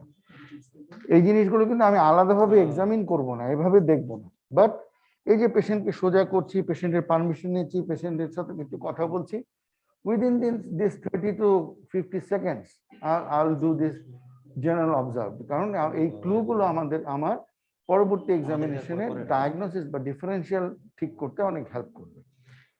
আমি যখন হাত সোজা করছি তখন আমি চট করে দেখে নেবো যে কোনো অবভিয়াস ক্লাবিং আছে। আমি ক্লাবিং আলাদাভাবে দেখবো না, আমাকে বলা হয়েছে এক্সামিন দ্য অ্যাবডোমেন, বাট হাত সোজা করার সময় অবভিয়াস কোনো ক্লাবিং আছে কিনা, অবভিয়াস লিউকোনাইকিয়া আছে কিনা, অবভিয়াস কোনো ডিফর্মিটি আছে কিনা, এই জিনিসগুলো আমি চট করে দেখে ফেলবো। এই যে আমি সোজা করছি, জাস্ট হ্যাভ এ লুক যে গ্রস ইডিমা আছে কিনা, আচ্ছা, আমি একটু তোমাকে লোক দিতে পারি। গ্যাসাইটিস আছে, সাথে ইডিমা আছে কিনা, পাফি ফেজ আছে কিনা। তাহলে এই জিনিসগুলো আমি একটা জেনারেল ওভারলুক দিব। যদি এক্সামিনেশন অ্যাবডোমেনে, তাহলে আমি আবার বলছি লুক এট দ্য ফেস, কোনো ফেশিয়াল সোয়েলিং অবভিয়াস কিছু আছে কিনা, অবভিয়াস জন্ডিস আছে কিনা, নেকে কোনো বড় বড় সোয়েলিং মনে হচ্ছে কিনা, অবভিয়াস কোনো জার্কি পালস আছে কিনা, হাত সোজা করার সময় অবভিয়াস কোনো ক্লাবিং আছে কিনা, হ্যাঁ লিউকোনাইকিয়া, এই জিনিসগুলো অবভিয়াস কিছু আসে কিনা, just have a look at the leg, obvious edema আছে কিনা। তাহলে এগুলো আমার ডিফারেন্সিয়ালে হেল্প করবে। Then exposure of the abdomen, সবসময় mid chest to mid thigh, preferably I will ask the examiner যে স্যার আমার একটু কভার দরকার, কারণ আইডিয়ালি মিড থাই পর্যন্ত এক্সপোজ করার কথা, হ্যাঁ, বাট ইউজুয়ালি এক্সামিনাররা বলবে যে না ঠিক আছে আপাতত এইভাবেই করো, কনভেনশনালি আমরা মিড থাই পর্যন্ত যাই না। তার মধ্যে আমি উইথ দ্য পারমিশন যতটুকু পারি ম্যাক্সিমাম এক্সপোজার করব। মিড চেস্টে যখন আমি এক্সপোজার করছি, হ্যাভ এ গুড লুক যে আমার গাইনোকোমাস্টিয়া আসছে কিনা, অবভিয়াস আমার স্পাইডার নেভি থাকে অনেক সময়, হ্যাঁ, এই যে এই পেশেন্টে আমি যখন মিড চেস্ট পর্যন্ত ওপেন করছি, I am doing the examination of the abdomen, but দেখো একদম অবভিয়াস গাইনোকোমাস্টিয়া দেখাই যাচ্ছে, অবভিয়াস তার হেয়ার ফল দেখাই যাচ্ছে, যে কোনো হেয়ার নেই এখানে, অবভিয়াস গাইনোকোমাস্টিয়া। এই জিনিসগুলো এক্সামিনেশন অফ দ্য প্রপারে আমি যখন এক্সপোজার করব, a keen learned eye will not miss. Then I will examine the abdomen inspection. এই যে সারাউন্ডিংটা দেখে তারপর আমি ইন্সপেকশন শুরু করছি আমার অ্যাবডোমেনে। উই নো যে আমি যতটুকু পারি হাঁটু গেড়ে আই লেভেলে নিয়ে আসব। এটা অনেক সময় আমরা মনে করি যে এটা শুধু মনে হয় এক্সামিনারকে দেখাতে হবে যে আমি হাঁটু গেড়ে বসছি, আই লেভেলে আনছি, না, আমার এক্সাক্ট ইয়েতে আমি ভালো করে দেখবো একই প্লেনে কোনো বালজিং আছে কিনা। যেমন এই পেশেন্টে তো অবভিয়াস গ্রস অ্যাসাইটিস, ফ্ল্যাঙ্কস আর ফুল, স্কিন ইজ শাইনি, একটা আম্বিলিকাল কি প্রোট্রুশন আছে, হার্নিয়া আছে, দেখে নাও যে কোনো অবভিয়াস কোনো স্কিন পাংচার মার্ক আছে কিনা। অনেক সময় একটা টেপ লাগানো থাকে, খুব কিনলি দেখতে হবে। যেমন আমি এই পেশেন্টটা আগে একটু দেখেছি, there is a scar mark, ঠিক আছে, এই যে আমি এটা বলছি, পেশেন্ট আমাকে ফিসফিস করে বলছে কিডনির পাথর অপারেশন করেছিল, হ্যাঁ, পেশেন্ট নিজেই বলছে, ঠিক আছে। তাহলে এখন আমার এই যে অবজার্ভ, আমি যদি একটু এই ভালো করে এইদিকে না যাই, একটু না দেখি তাহলেই মিস হয়ে যাবে। সো দ্য মেসেজ ইজ যে যখন ইন্সপেকশন করছি, যেই পার্টটা করছি আমি আমার পরীক্ষার সময় কখনোই কম্প্রোমাইজ করব না, যে এক্সপোজারে কম্প্রোমাইজ করব না, কোনো দেখার বিষয়ে কোনো ইয়ে করব না যে একদম অত দূর গিয়ে দেখবো, দেখতে আবার কেমন লাগে, না এভাবেই দেখব যাতে আমি কোনো সাইড মিস না করি। ইউজুয়ালি 2 প্লেন, আইডিয়ালি চারদিকে 4টা প্লেনে গিয়েই আমার ইন্সপেকশন করার কথা। সাধারণত আমাদের পরীক্ষার হলে যে সেটিং গুলো থাকে, পাশে তো অন্যান্য বেডও থাকে, তো সাধারণত আমরা 2 প্লেনে করি, অর্থাৎ রাইট সাইড আর head end and foot end. তাহলে এই ফুট এন্ডে দাঁড়িয়ে তুমি ভালো করে দেখো যে আমার কোনো অবভিয়াস বালজিং আছে কিনা, কোনো ডিফর্মিটি আছে কিনা। যেমন অনেক সময় লার্জ লিভার থাকে, স্ক্যাপয়েড অ্যাবডোমেন থাকে, এই পেশেন্টের তো অ্যাসাইটিস বোঝা যাচ্ছে না, সেসব কিন্তু ফোকাল বালজিং বা ফোকাল অ্যাবনর্মালিটি দেখা যায়। সেই জিনিসগুলো যদি আমি পাই, সাথে সাথে বলতে হবে যে whether it moves the respiration or not. ইন্সপেকশনে যদি কোনো লাম্প মনে হয়, অন ইন্সপেকশন খেয়াল করো যে it moves with respiration or not, ওখানে কোনো আমার ভিজিবল পেরিস্টালসিস আছে কিনা, এই জিনিসগুলো খুব ভালো। রিয়েলি আমরা দুটো অ্যাঙ্গেল থেকে দেখলে মোর অর লেস এনাফ। তাহলে অ্যাবডোমেন ইন্সপেকশনে, প্রপার অ্যাবডোমেন ইন্সপেকশনে আমরা যেটা দেখছি, size and shape of the abdomen. Normally আমরা জানি স্কেফয়েড, অ্যাসাইটিস আমরা জানি it will be distended, flanks will be full. সেই অ্যাসাইটিসের বর্ণনা তোমরা জানো, সেটাতে আমি আর যাচ্ছি না। পোস্ট গ্রাজুয়েট আইয়ে দেখে নাও কোথাও কোনো পাংচার মার্ক, স্কার মার্ক, এগুলো মিস করা যাবে না। এই জিনিসগুলো ভালো করে দেখো, আর বর্ণনার সময় সেটা অনেক সময় বর্ণনা করো। আর দেখো যে কোনো অ্যাবনর্মাল কোনো বালজিং আছে কিনা, কোনো মাস লেশন আছে কিনা, ওটার মুভমেন্টটা কেমন। ইন্সপেকশনে আমরা এই জিনিসগুলো ইন্সপেকশন প্রপারে ভালো করে খেয়াল করব। দেন আমরা চলে যাচ্ছি পালপেশনে। ইউজুয়ালি উই স্টার্ট, আমরা পরীক্ষার সময় তো তোমাকে বলবে pulpit the liver or palpate the spleen or examine the liver, examine the spleen. এখানে আমরা সাধারণত সুপারফিশিয়াল পালপেশন এগুলো আমাদের পরীক্ষার সময় হয়তো অত দেখা হয় না, বাট নর্মালি সুপারফিশিয়াল, যেমন শীতকালে আমি পরীক্ষা দিচ্ছি, হাতটাকে ওয়ার্ম করে নেব, একটু ঘষে একটু গরম করে নেব, এবং কনভেনশনালি আমি পেশেন্টকে জিজ্ঞেস করবো যে কোথাও ব্যথা আছে কিনা। ইউজুয়ালি বলা হয় start your examination from away from the site of pain. Patient যদি এখানে পেইন বলে, তাহলে এই এরিয়াতে আমি সবার শেষে আসবো, সেটা ডিস্টেন্ট এরিয়া থেকে আমরা এইভাবে সুপারফিশিয়াল পালপেশন করব। আর কনভেনশনালি আমরা সবকিছুই রাইট আইলিয়াক ফোসা থেকে করি। তাহলে একটা হচ্ছে যে পেশেন্ট যদি পেইন বলে তাহলে অ্যাওয়ে ফ্রম দ্য পেইন, আর না হলে কনভেনশনালি পেশেন্টের কোনো পেইন বা কিছু নেই, ইউজুয়ালি আমরা রাইট আইলিয়াক ফোসা বা লেফট আইলিয়াক ফোসা থেকে শুরু করি। এবং সিম্পল ইয়েতে আমার সুপারফিশিয়াল পালপেশন ইজ সুপারফিশিয়াল, এখানে ইউজুয়ালি আমরা কোনো চাপ দিই না বা তেমন না, লাইট প্রেশার দেওয়া যেতে পারে। এবং আমরা মূলত দেখি যে টেম্পারেচার, কোনো অবভিয়াস কোনো বালজিং অর কোনো মাসেল গার্ড আছে কিনা, এবং লোকাল কোনো পেইন আছে কিনা। That is superficial temperature, muscle guard, tenderness. এবং যেটা হয় যে whenever you start palpation, হাত পেটে রাখা মাত্রই চোখ চলে যাবে পেশেন্টের মুখের দিকে।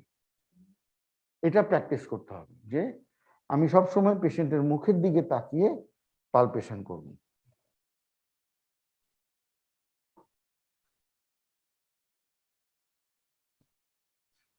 সুপারফিশিয়াল পালপেশন, দেন ডিপ পালপেশন, আমরা একটু চাপ দিয়ে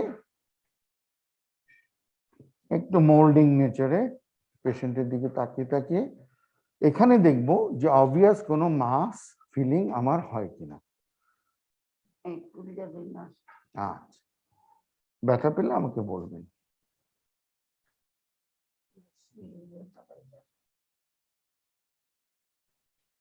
At this point, যেমন এখানে আমি হার্নিয়া মনে করছি, এখানে আমি বাবা একটু কাশি দিবেন,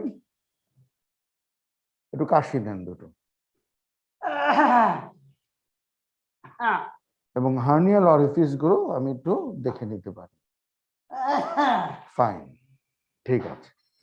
so this is general deep palpation. Then organ specific palpation. এখানে বারবার বলা হচ্ছে, একটু আগে ডিসকাশন হচ্ছিল যে লিভার পালপেশনে ইন অ্যাসাইটিস আমরা কি ডিপিং মেথডে যাব। ডিপিং মেথডে যাওয়ার আগে আমি এই পেশেন্টেই, যদিও ডিস্টেন্ট অ্যাসাইটিস আছে, আমি নর্মাল পালপেশনটা আগে দেখাচ্ছি, তারপরে ডিপিং মেথড আমি দেখাবো। তাহলে খুব জানা কথাই সেই থার্ড ইয়ার থেকে আমরা বলছি যে প্রেফারেবলি পেশেন্ট যদি পারে, বাবা মাথাটা একটু উঠাবেন, একটু উঠান মাথাটা, ঠিক আছে, আবার আবার শুয়ে দেন, হ্যাঁ ওই পাশে ফিরে। তাহলে lateral edge of the rectus abdominal muscle আমরা পালপেট করে তার উপর আমার ইন্ডেক্স ফিঙ্গারের টিপটা রেখে এবং horizontal to the subcostal margin in the right iliac fossa আমরা লিভার পালপেশন শুরু করব। পেশেন্টের দিকে তাকাবো এবং আমার হবে যতটুকু পারি আমি নিচু হয়ে, this should be as far as possible horizontal to the ground or bed. তারপর আমি শুরু করব, পেশেন্টকে বলবো হাঁ করে বড় বড় শ্বাস নিন। যেটা সহজভাবে আমি বোঝানোর জন্য স্টুডেন্টদেরকে বলি যে পেট যখন ফুলবে হাত তখন স্টেডি থাকবে। অর্থাৎ আমি একটা প্লেসে আমার হাতটাকে প্লেস করব, ডিপ করব, করে ওখানে ধরে থাকবো। পেট ফুলবে, হাত কিন্তু চেপে থাকবে। এটাকে সিনক্রোনাইজেশন বলে, যে during inspiration I will feel যে আমার কোনো অর্গান এসে আমার এই ল্যাটারাল এজে লাগছে কিনা। এটা আমরা পরীক্ষার সময় বা একটু জুনিয়র যারা তারা ভুল করে, যে দেখা যায় যে পেট যখন ফুলছে তখন হাতও উপরে উঠে যায়, বাট যখন পেট ফুলবে হাত অবশ্যই চাপা থাকবে, বাংলা ভাষায় সহজভাবে বললে, এবং অর্গান এসে আমার এখানে হিট করবে। যদি আমি দেখলাম যে না কিছু এসে লাগছে না, দেন আমি আবার নেক্সট পজিশনে গিয়ে এক্সপিরেশনের সময় হাতটাকে চেপে দিয়ে আবার বসে থাকবো, দেখবো যে কিছু আসছে কিনা। ঠিক এইভাবে আমি ধীরে ধীরে আগাবো।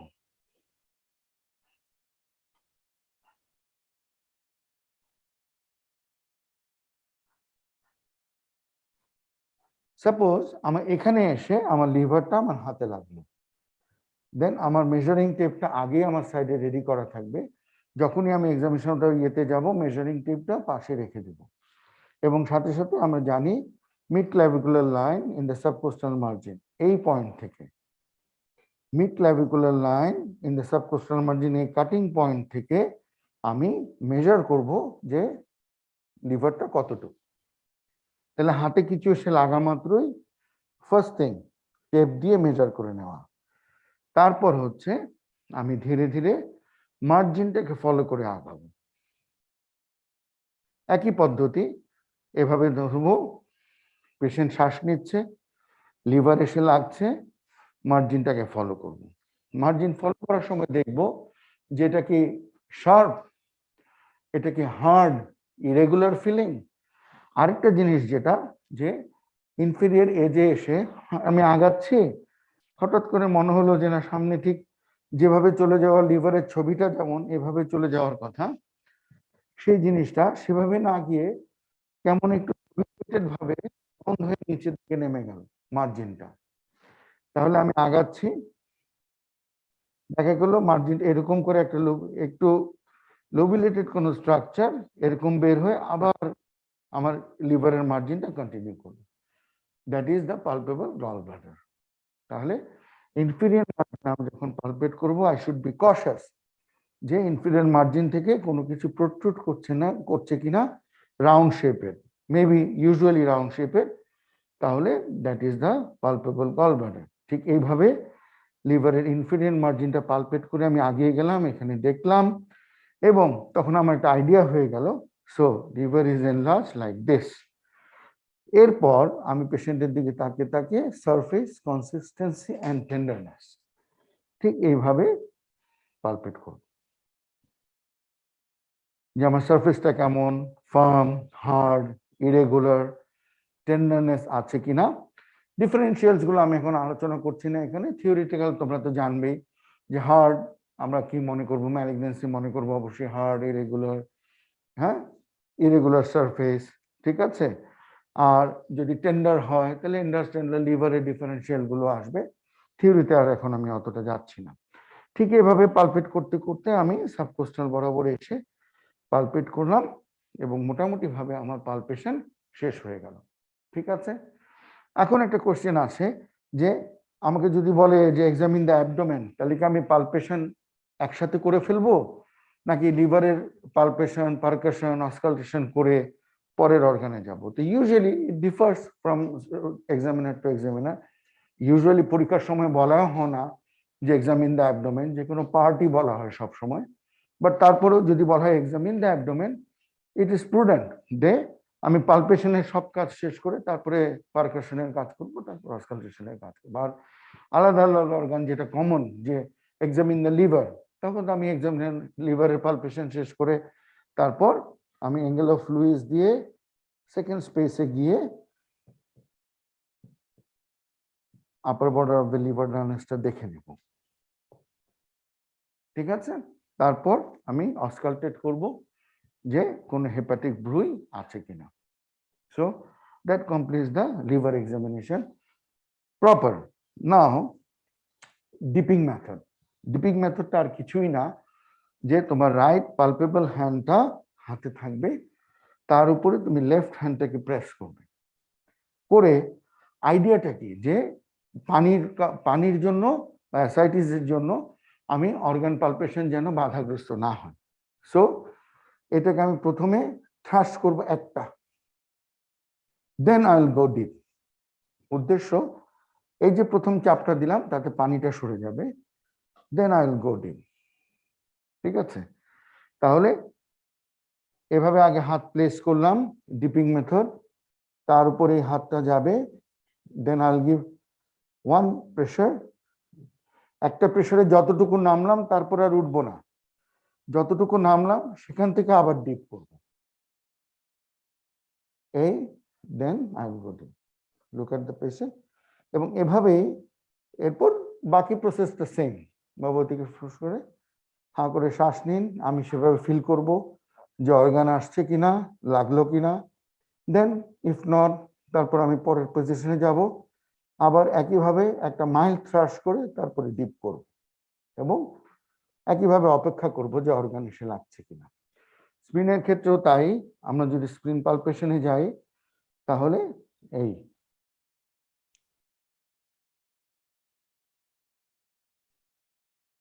কনভেনশনালি আমার হাতটা যখন আমি নর্মাল অ্যাবডোমেন ডিপিং মেথডে যাচ্ছি না তখন হাতটা এখানে প্রেসার থাকবে। নর্মাল প্রসেসে আমি এভাবে আগাবো along the long axis of the spleen, বা ডিপিং মেথড তখন আমার দু হাতেই এভাবে থাকবে।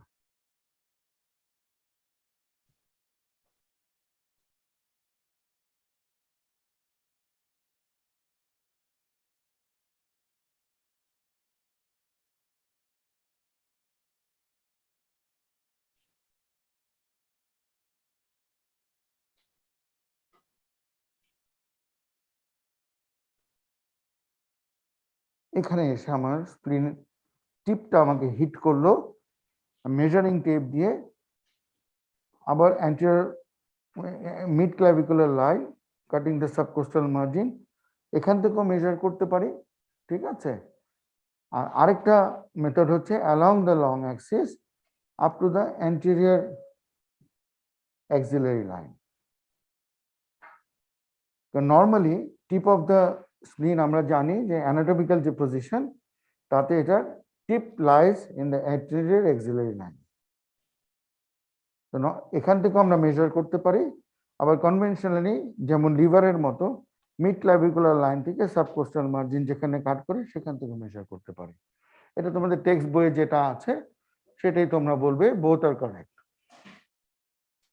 যে স্প্লিন ইজ এত সেন্টিমিটার এক্স এত centimetre enlarged from the mid clavicular line, from the left subcostal margin in the mid clavicular line, or is এত centimetre enlarged from the left axillary line along the long axis. Long axis টা আমি এভাবে গেলে anterior axillary line যেখানে কাট করে সেখান থেকে আমার distance. Am I clear? Good. তাহলে মেজারমেন্ট হয়ে গেল, টিপে আসলো, এরপর হচ্ছে গো along the medial margin. Medial margin pulpit করতে করতে আগাবো এবং আমি আমার I will be keen to find the notch. যদি বড় স্প্লিন থাকে তাহলে মার্জিনটা যাচ্ছে যাচ্ছে হঠাৎ করে আমি দেখবো যে একটা কাট আছে, একটা গর্তের মতো আছে, তাহলে সেটাই আমার নচ।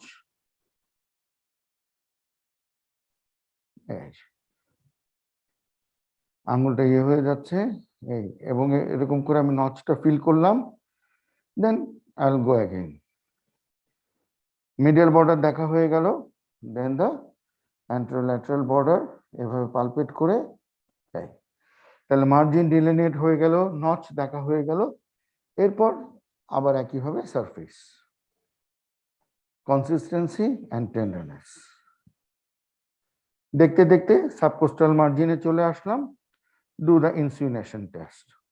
তাহলে দেখো পেশেন্টের ইনসিউনেশন করা যাচ্ছে না, so insinuation negative in favour of spleen. Then the ballottement test. তাহলে এভাবে হাত রাখবো, বা হাতটা পিছনে নিয়ে যাব এবং বাঁ হাত দিয়ে থ্রাশ করব। এই হাতটা প্লেস থাকবে, বাঁ হাত দিয়ে থ্রাশ করব এবং ব্যালটমেন্ট টেস্ট উইল বি নেগেটিভ। আর যদি এটা স্প্লিন হতো তাহলে অর্গানটা এসে, আমি এখান থেকে যখন ধাক্কা দিতাম অর্গানটা এসে আমার এই হাতে আবার বাড়ি দিত। So this is how we differentiate from স্প্লিন with the left kidney. এটা প্রশ্ন করতে হবে না, তোমার হাতই বলে দিবে। তোমার এক্সামিনার দেখছে যে তুমি নচ দেখেছো, তুমি ইনসিউনেশন টেস্ট করেছো, তুমি ব্যালটমেন্ট করেছো, so you have differentiated spleen from the left kidney. Then is the percussion. Usually আমার টিপ যদি এই থাকে, এখানে থাকে অ্যালং দ্য লং অ্যাক্সিস, আমি অ্যাওয়ে ফ্রম দ্য টিপ শুরু করব। Tympanitic, I'll go up, it will become dull over the spleen, and একইভাবে লং অ্যাক্সিস দিয়ে I will go up to the anterior axillary line. Abdomen থেকে chest cross করে এভাবে anterior axillary line পর্যন্ত আমি পারকাস করব, and the dullness goes, এই যে একটা abdominal organ up to anterior axillary line along the long axis of the spleen, dull, that proves that this is spleen. Then I'll auscultate with the stethoscope for any splenic rub. That completes the spleen examination. এটুকু এসে তোমাদেরকে একটু জানতে চাচ্ছি, তোমাদের এই up to now superficial inspection of the abdomen, examination of the liver and spleen, কোন প্রশ্ন আছে কিনা? শীত করে? প্লিজ বলো। হ্যাঁ,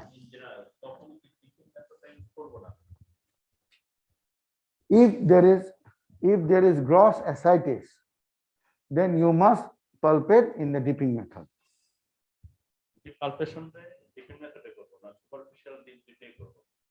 না, superficial palpation normal, আর deep palpation in dipping method.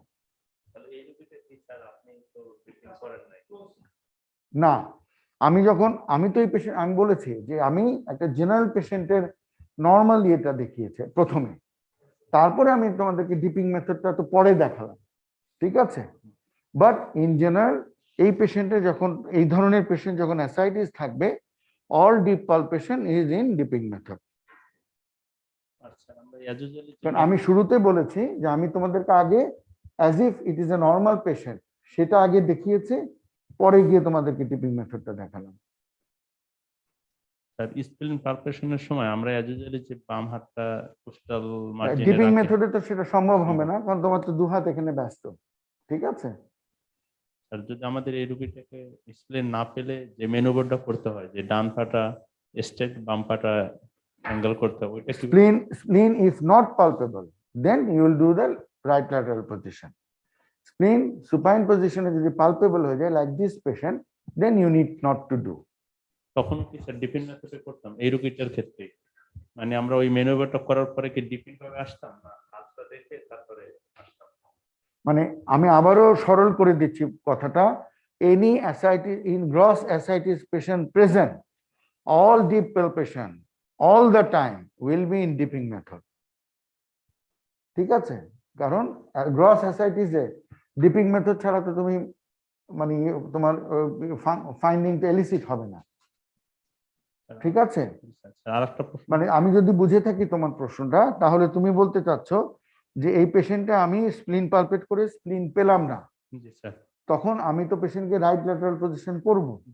ঠিক আছে, জি স্যার ওইটাই, করার পর আমি কি ডিপিং মেথডে আগাবো কিনা, এই তো প্রশ্ন। জি স্যার এটাই। অবশ্যই আমি এই পেশেন্টের ডিপিং মেথডে আগাবো, কারণ এই পেশেন্টের palpation in gross ascites, all deep palpation will be in dipping method. আর স্যার আমরা ফিঙ্গার ইনসিনুয়েশন কি এই স্ট্রেট লাইন সুপাইন পজিশনই করব না এই ম্যানুভার অবস্থাটা ফিঙ্গার ইনসিনুয়েশন করব? ইনসুলেশন তো যখন তুমি স্প্লিন পাবে জি স্যার, তখন করবে। ঠিক আছে, তুমি এখন সুপাইন পজিশনে তুমি যদি পেয়ে যাও তাহলে তো সুপাইন পজিশনেই করবে। সুপাইন পজিশন আমি যখন রাইট ল্যাটারাল পজিশন কখন করি, যখন spleen not palpable in supine position. জি এম আই ক্লিয়ার? জি স্যার, আর সুপাইন পজিশনে আমি যদি স্প্লিন পেয়ে যাই তখন তো আমাকে রাইট ল্যাটারাল করতে হয় না। ঠিক আছে, তাহলে আমি ওই অবস্থায় আমি ইনসুলেশন করব। আর এমন যদি হয় যে আমার স্প্লিন পালপেবল ছিল না, তখন আমি রাইট ল্যাটারাল করেছি তারপরে স্প্লিন পেয়েছি, usually practically in those cases কি জাস্ট পালপেবল স্প্লিন, তাই না? জাস্ট পালপেবল স্প্লিন, যেটা আমার সুপাইন পজিশনে পাওয়া যায়নি, রাইট ল্যাটারাল করার পরে আমি পেয়েছি, তাহলে ওটা জাস্ট পালপেবল স্প্লিন। ওসব ক্ষেত্রে কিন্তু আসলে খুব ভালো ইনসুলেশন নিয়ে ওগুলার খুব একটা অ্যাপ্লিকেবল না। হ্যাঁ, বাট তারপরেও আমি রাইট ল্যাটারালে যদি স্প্লিন পাই, I will try to do my insulation test in that position. Am I clear? G sir, but সেই পজিশনে ব্যালটমেন্টের কোনো প্রশ্ন নেই। রাইট ল্যাটারাল পজিশনে যে স্প্লিন আমি পাই সেক্ষেত্রে ওই পজিশনে ব্যালটমেন্টের কোনো প্রশ্ন নেই। ঠিক আছে, স্যার আর একটা হলো স্যার, আমরা যখন স্যার লিভার পালপেট করব, আমরা পালপেবল পেলাম, তো ওই মার্জিনটা ধরে আমি প্রথম হাতটা রেখে দিয়ে ট্যাপটা তো রেডি থাকলো, মাপলাম, মাপার পরে মার্জিন ধরে ধরে আগালাম, রাইট। আগানোর পর আমরা পুরো তার এরিয়া অফ এনলার্জমেন্ট ট্রেস করলাম, এরপর হাতটা উঠেই আবার ব্যাকে এসে আমরা ওই যে consistency, tenderness, margin, surface consistency, tenderness, right আবার ব্যাকে আনবো, আবার রাইট। আমার তো পালপেট করা হলো, মার্জিনটা দেখা হয়ে গেছে, তা আমার তো একটা আইডিয়া হয়ে গেছে, এটা ইটস লাইক সারফেস মার্কিং এর মতো একটা হয়ে গেল, তাই না? যে ইনফিরিয়র বর্ডার থেকে আমি তো ট্রেস করে বুঝে গেছি, তখন আমার যে এরিয়াটাতে আমি লিভার মনে করছি সেই এরিয়াটা নিচের থেকে পুরোটাই আমি সারফেস পালপেট করব। হ্যাঁ, তুমি বলতে চাচ্ছ এই পর্যন্ত গিয়েছিলাম, হ্যাঁ, হাত উঠিয়ে আমি আবার এখানে চলে আসবো, আবার আসতে পারবো, এসে আমি আমার মতন করে না তখন আমি জাস্ট সারফেসটা দেখবো।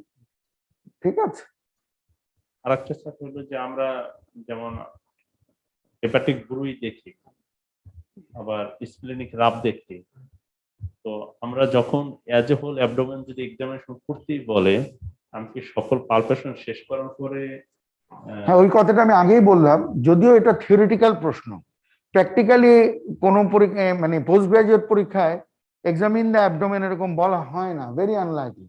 বাট যদি বলা হয় তাহলে আমরা ইন্সপেকশন, পালপেশন, পারকাশন, অসকালটেশন এই মেথডে যাব।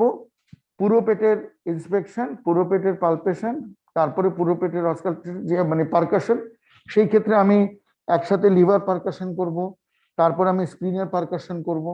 ঠিক আছে, আর তারপরে আমি অসকালটেশনে আলাদাভাবে লিভার অসকালটেশন, স্প্লিন অসকালটেশন করব। যদি এক্সামিন দ্য অ্যাবডোমেন বলা হয়, তো ইউজুয়ালি এটা বলা হয় না।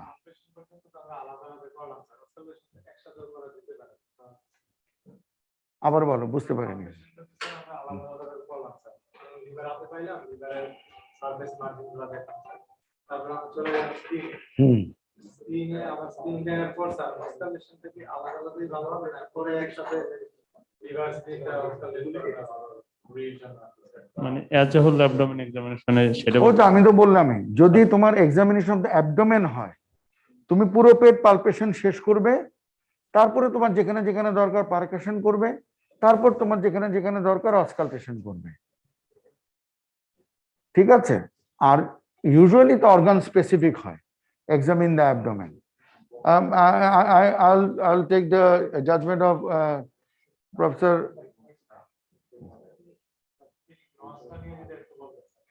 আচ্ছা, মানে ওরা একটা জায়গায় একটু কনফিউশন করছে, যে ওরা বলছে যে আমরা, হ্যাঁ আই থিঙ্ক আপনি ফলো করেছেন তাই না?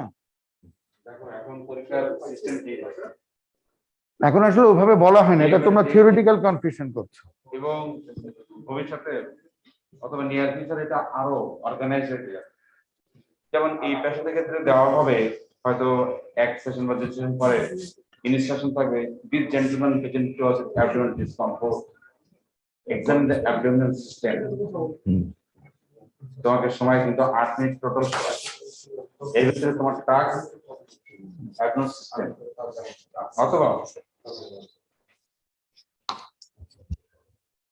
অথবা আরেকটা এমন হতে পারে যে আমাদের এখনো যারা পুরনো এক্সামিনার আছে তারা বলছে যে পালপেট দ্য লিভার অথবা পালপেট দ্য স্প্লিন অথবা pulpit the abdomen, time consume, ওই টাইমটা সেভ করার জন্য অনেকে কাজে তোমাকে কতটুকু করতে হবে তোমার ইনস্ট্রাকশন বলে দিবে যে কতটুকু করতে হবে।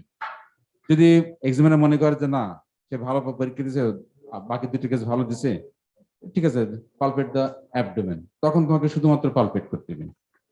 না ওরা একটু করছিল যে ওই যে মানে পালপেশন, আমি সেটা আসতেছি। তোমার নর্ম যেটা ইন্সপেকশন, পালপেশন, পারকাশন, অসকালটেশন, তোমাকে সবসময় এই রুল ফলো করবে। তোমাকে যদি শুধুমাত্র বলে দেয় যে লিভারটা এক্সামিন করো, তখন তুমি ওই সিরিয়ালি করে আসবে। আবার যদি তোমাকে বলে যে না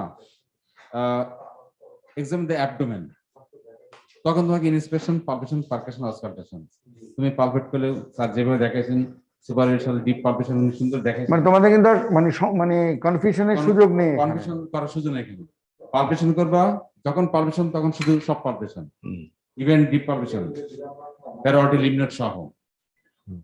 তাহলে আমরা ডিপ পালপেশন কি কি দেখি? অর্গানোমেগালি আছে কিনা, লিম্ফোডেনপাথি আছে কিনা, অর্গানোমেগালির ভিতর কোনটা, হেপাটোমেগালি, স্প্লেনোমেগালি, রেনোমেগালি, এই তিনটে মেগালি আছে কিনা। আর কি দেখি? লিম্ফোডেনপাথি আছে কিনা, প্যারাঅর্টি লিমনোড, ঠিক আছে? তাহলে এগুলো দেখলেন, দেখার পরে তুমি যখন পারকাশন করবা, ওই চ্যাপ্টার শেষ, পারকাশন কি দেখবা যে আমি যেটা টিম্পানিক পাওয়ার কথা ছিল, আমি যে অর্গানোমেগালি পাচ্ছি তারপরে ডালনেস আছে। আমার তো উদ্দেশ্য একটা যে ডাল অ্যাবডোমিনের পারকাশন করার অর্থ যে আমার টিম্পানি থেকে ডাল এসে গেল। তো ডাল কোথায় হবে? অ্যাসিডিস উপরে হবে একটা, আরেকটা যে অর্গানোমেগালির উপরে হবে। পারকাশন শেষ করলে এখন অসকালটেশন। তাহলে অসকালটেশন কি দেখবো আমরা? একটা দেখবো বাল সাউন্ড, আরেকটা কি শুনবো? যেকোনো অ্যাডেড সাউন্ড। অ্যাডেড সাউন্ডের ভিতরে কি থাকে? যদি হেপাটোমেগালি থাকে তাহলে হেপাটিক, যদি রেনোমেগালি থাকে অথবা এরকম কোনো কিছু থাকে যে রেনাল ব্রুই আছে কিনা অথবা লাভ আছে কিনা, এগুলো খুবই রেয়ার। অসকালটেশন তোমার ফেল হবে না, ফেসিলিটি দেখাতে।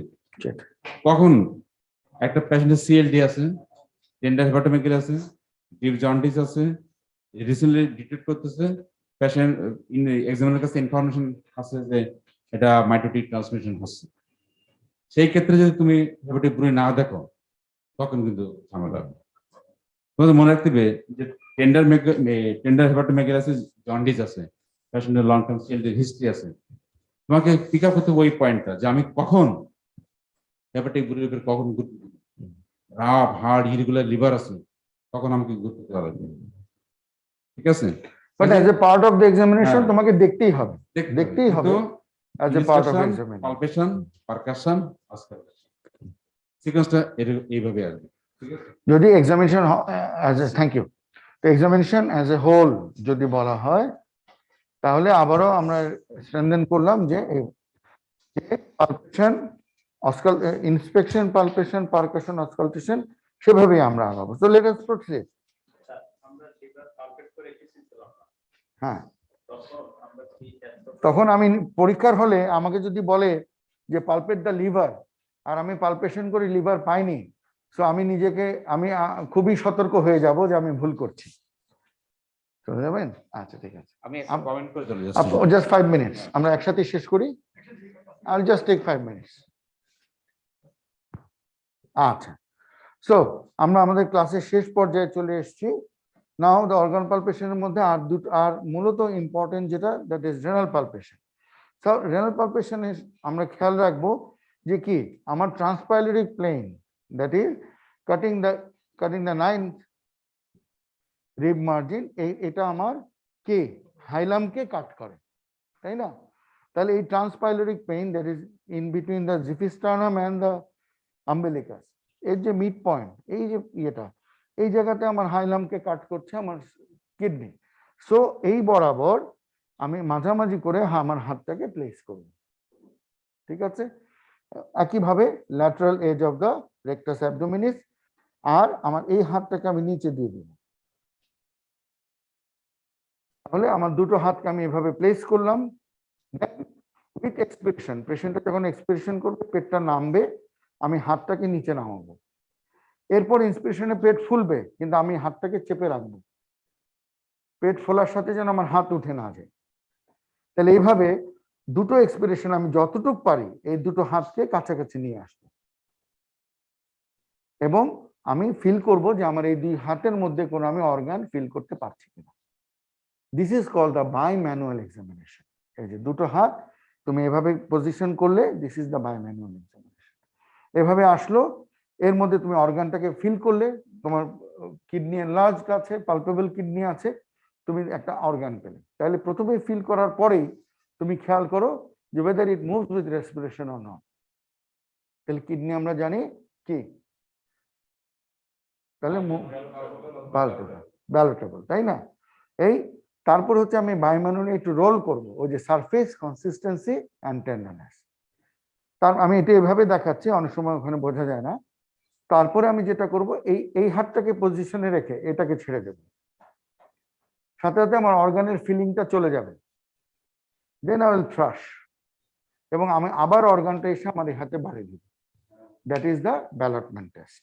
তাহলে আমি দেখাই, এখানে এভাবে হাতটা দিলাম, বাবা ওদিকে একটু মুখ ফিরে, হ্যাঁ, লম্বা লম্বা শ্বাস নেন। তাহলে এক্সপিরেশনের সাথে হাতটা চেপে নিচে নামালাম, কোনো অর্গান পেলাম কিনা, এভাবে রোল করলাম, সারফেস, কনসিস্টেন্সি, টেন্ডারনেস দেখলাম, নিচের হাতটাকে ছেড়ে দিলাম, থ্রাশ করলাম, ব্যালটমেন্ট টেস্ট। সো বাই-ম্যানুয়াল এক্সামিনেশন, এটা ছেড়ে দিয়ে আবার থ্রাশ করলাম, ব্যালটমেন্ট হয়ে গেল। এই হাতে একই সিস্টেম, এভাবে হাত ঢুকিয়ে একইভাবে আমি এক্সামিনেশন করব। দেন প্যারাওটিক লিম্ফ নোড, এইভাবে আমরা ডিপ করব, ডিপ পালপেশন মেথডে যতটুকু পারি ভিতরে যাওয়ার চেষ্টা করব। অ্যাসাইটিস পেশেন্ট বেশি যাওয়া যাবে না। ইউরিনারি ব্লাডার পালপেশন তোমরা সবাই জানো, এভাবে উপর থেকে এভাবে ইউরিনারি ব্লাডার পালপেশন করব। পালপেশন করার পর টিম্প্যানেটিক পার্ট থেকে, ইফ ইট ইজ পালপেবল, তাহলে পারকাশনে এটা ডাল হয়ে যাবে। Any mass in the abdomen, my last point of discussion, deep palpation আমি গিয়ে দেখলাম যে এখানে একটা মাস আছে। প্রথমে যে কাজটা করতে হবে, মাসের উপর হাত রেখে পেশেন্টের মাথা উঠাতে বলবো, weather it is Intra abdominal or extra abdominal, এটা আগে দেখব। দেখার পর আমি জাস্ট পালপেট করে করে মাসের মার্জিনটা ডেলিনিয়েট করব। তারপর এটা উইথ অ্যান্ড লেন্থ মেজার করব। তাহলে মাস, এমনি একটা জেনারেল যে কোনো একটা মাস পেলাম, প্রথমেই test whether it is intra-abdominal or extra-abdominal, then palpate the margin, একটা সারফেস মার্কিং এর মতো করবে পালপেট করে করে, দেন width and length মেজার করবে। Rest is like other organ, that is তখন আমি সারফেস, কনসিস্টেন্সি, টেন্ডারনেস দেখব। উপরে স্কিন এবং এটা পালপেট করে দেখবো it is free from the under overlying structure or not, এবং অ্যাকর্ডিং টু এরিয়া যে কোন কোয়াড্রেন্টে আছে সেই অনুযায়ী আমার ডিফারেন্সিয়াল বলবো যে ওই কোয়াড্রেন্টে কি কি পালপেবল মাস হতে পারে সেই অনুযায়ী। এবং লাস্ট অফ অল আমি কি I will with the permission I will expose and see the genitalia and palpate the testis. That is part of your abdominal examination. With due permission of the patient, আমরা genitalia, especially in male patient, genitalia তে দেখবো এবং আমার testis palpate করবো। এই পেশেন্টে অ্যাসাইটিসের জন্য খুব ভালো বোঝা যায় না, বাট মাইনুটলি দেখলে পাওয়া যায়, মাইনুটলি দেখলে পাওয়া যায়। পালপেবল তো হচ্ছে যে অর্গান ইজ দেয়ার, তুমি পালপেট করছো, ইট is palpable.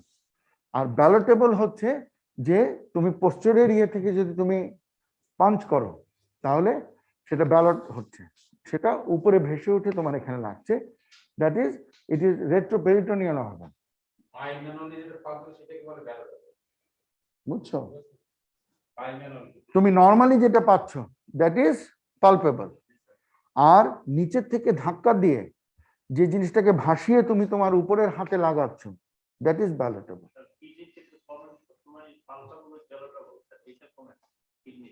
Yes, they're bimanually palpable and ballotable because it is a retroperitoneal organ, যার জন্য পিঠের কাছে থাকে, ওখানে ধাক্কা দিলে জিনিসটা উপরে উঠে আসে।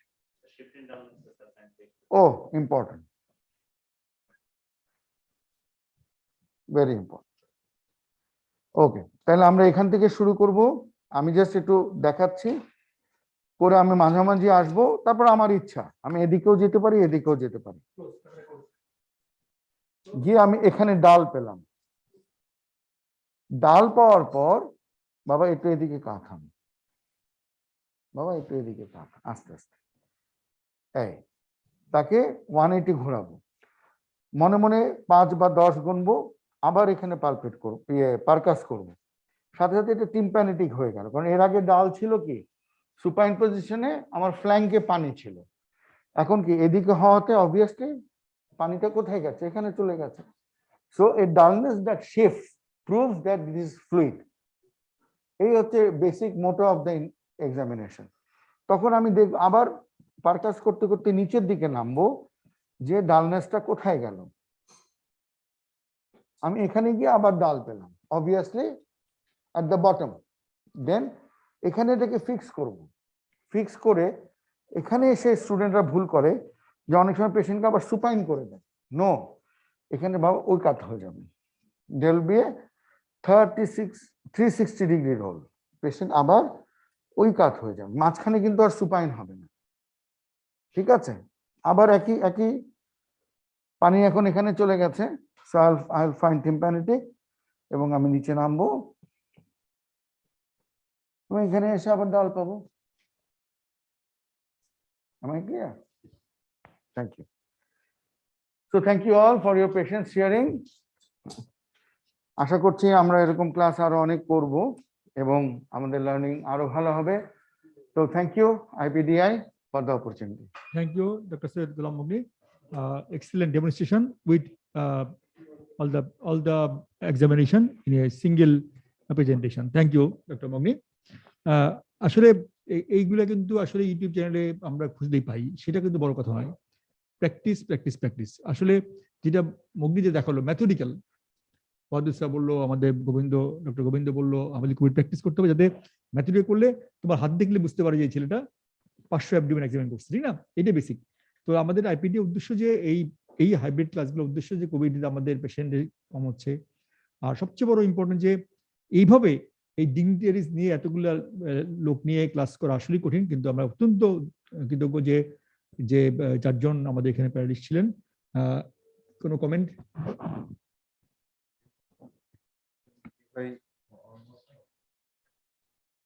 চলে আসো। ও আচ্ছা, ভাত খেতে বসছো? আচ্ছা, বুঝছি। অলমোস্ট সব জিনিস কভার করেছেন খুব সুন্দর করে। ওদের যে জিনিসটা একটু কনফিউশন যে আমি পারকাশন অস্কালটেশন এটা কি ম্যাথমেটিক্যালি করব না কি করব।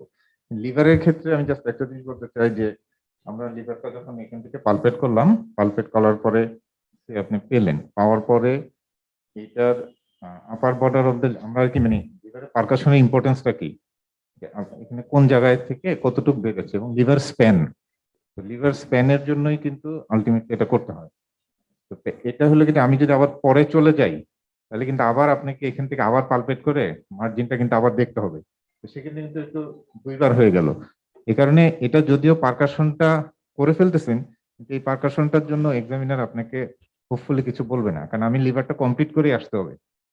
আমি এখান থেকে শুরু করলাম, এটা পেলাম, সারফেস দেখলাম, কনসিস্টেন্সি দেখলাম, দেন হলো গিয়ে যে আমার স্প্যানটাও আমি তখনই করে ফেলবো।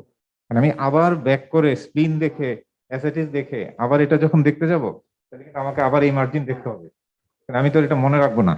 তো এই পারকাশন টু অ্যালাউ, ঠিক আছে।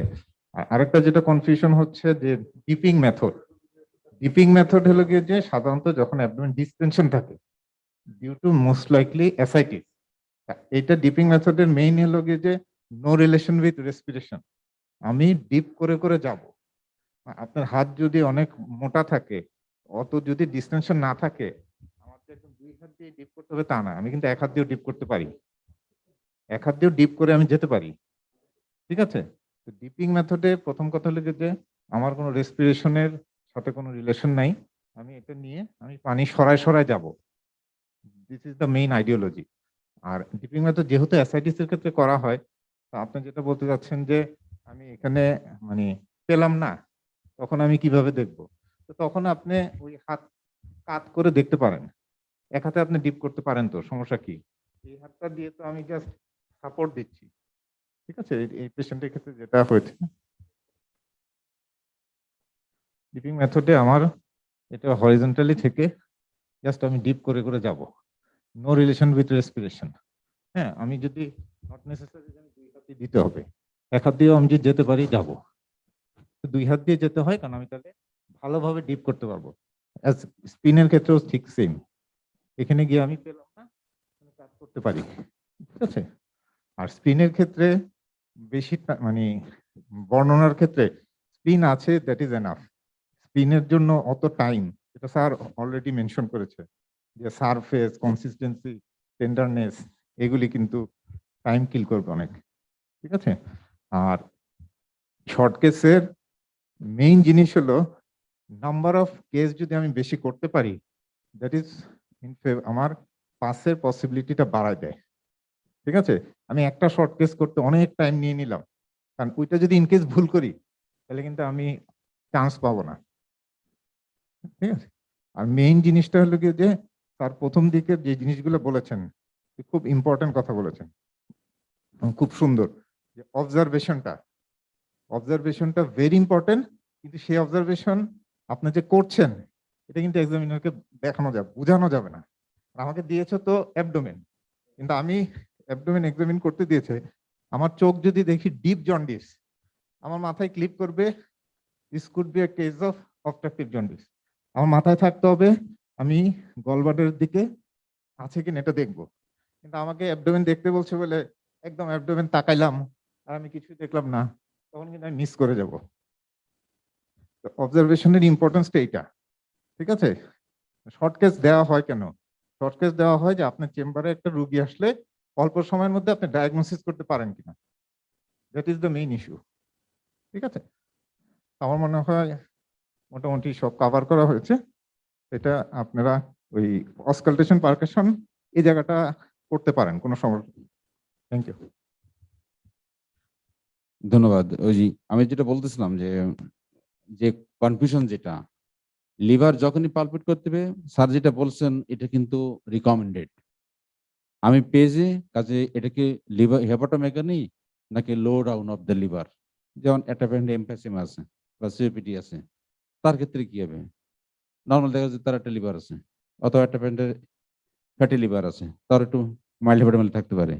কাজে লিভার আমি যখন পালপেট করব সাথে সাথে কিন্তু আপার বডি দেখা লাগবে। It is the part of মানে এই সিস্টেমটা এরকমই যে it is the part of palpation. Upper বর্ডারটা দেখা, ঠিক আছে? আরেকটা জিনিস স্যার লাস্টে বলে গেছেন, এটা আমি আগে বলতে চাইছিলাম, পেশেন্ট যাই দিক না কেন, ইনফরমেশন যাই দিক না কেন এক্সামিনার, আমার কিন্তু একটা গ্লান্স, যখন এটা সিস্টেম আমি দেখবো, তার সাথে জেনারেল এক্সামিনেশন কি কি ইম্পর্টেন্ট ক্লু আমাকে দেখতে হবে, যে এই পেশেন্টের জন্য যখন আমাকে যখন একটা পেশেন্ট এক্সামিন করতে হবে, কতগুলো স্টেপ আছে। প্রথম হচ্ছে introduction to patient and make a greetings. আমি গেলাম, good morning sir, I am doctor Roy, I am one of the doctor two B here, I have been asked to talk to you, অথবা I am here to examine you. With your kind permission, I'd like to examine. তাহলে প্রথমে permission নিলাম, পেশেন্টের ডান পাশে দাঁড়ালাম, তারপর কি করবো, তাকে পারমিশন চেক করব, পারমিশন নেব, পজিশনিং করব, তারপরে এক্সপোজ করব, দেন এক্সামিন করব। এই প্রত্যেকটা স্টেপ কিন্তু আমাকে দেখতে হবে। তাহলে কি কি ইন্ট্রোডাকশন, আমি কে, পেশেন্ট যদি বলে যে হু আর ইউ, তাহলে প্রথম কাজ হচ্ছে permission, introduction with the patient, good morning sir, অথবা আমাদের দেশে তো অনেক কিছু বলে, কিন্তু আমরা যদি ইন্টারন্যাশনালি চিন্তা করি তখন বলতে হবে কিন্তু গুড মর্নিং স্যার, অথবা মিস্টার এক্স, গুড মর্নিং। তো গুড মর্নিং স্যার বলা বেটার, অথবা good morning ma'am, I am doctor Roy, I am one of the candidate, অথবা I am one of the doctor today here, I am here to examine your tummy, with your kind permission I would like to examine you, is that okay? Okay, এইটা হচ্ছে permission. Before going to examination, I need to proper expose to you. Please don't mind, it is really important. তাহলে আমি যদি expose না করি তাহলে কি examine করা যাবে? এরপরে স্টেপ কি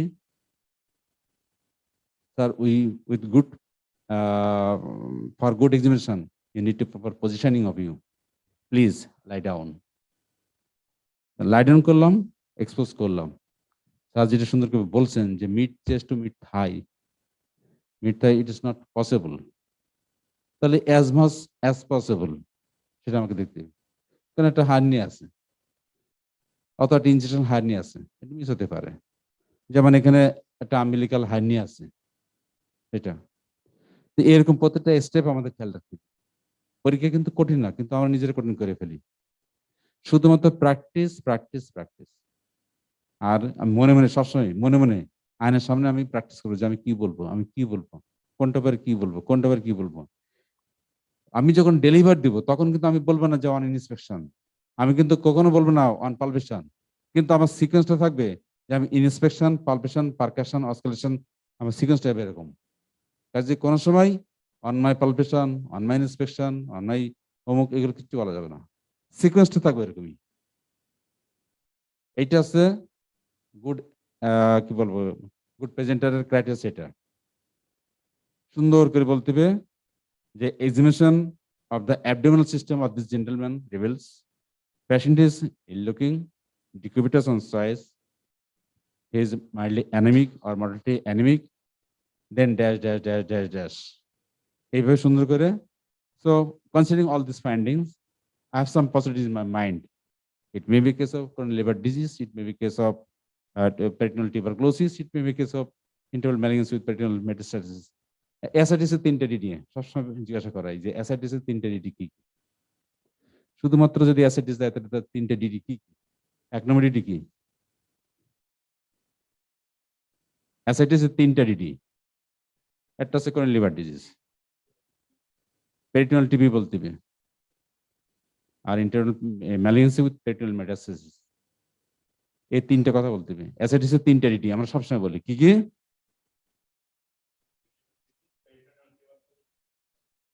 অনেকে বলে ইন্টেস্টাইনাল টিবি, ইন্টেস্টাইনাল টিবি থেকে, অনেকে বলে ইন্টেস্টাইনাল টিবি, ইন্টেস্টাইনাল টিবি থেকে পাটে পানি আসে। তাহলে কোন টিবিতে পানি আসে? একটা পেশেন্ট প্রলিকুশন নিয়ে আসছে, বলছে pulmonary TB, pulmonary TB never causes effusion.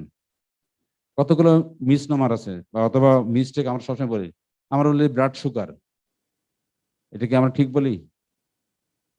ডায়াবেটিসের ডায়াগনস্টিক ক্রাইটেরিয়া কি আছে? ব্লাড গ্লুকোজ আছে।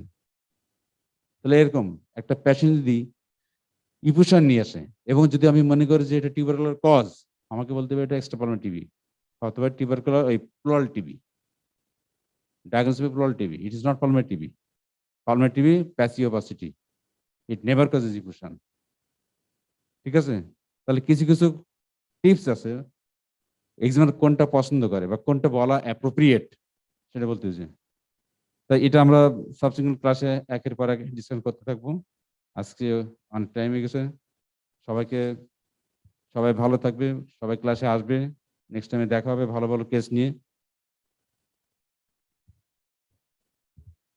আমি একটা কমেন্ট করে শেষ করতে চাই, সেটা হলো কি যে পরীক্ষার সময় তোমাদেরকে দেখা যায় যেটা অনেকে অ্যাবডোমেন এক্সামিনেশন বা কিছু করতে দেয়, তো বইতে লেখা পরীক্ষাটা কিন্তু clinical and practical.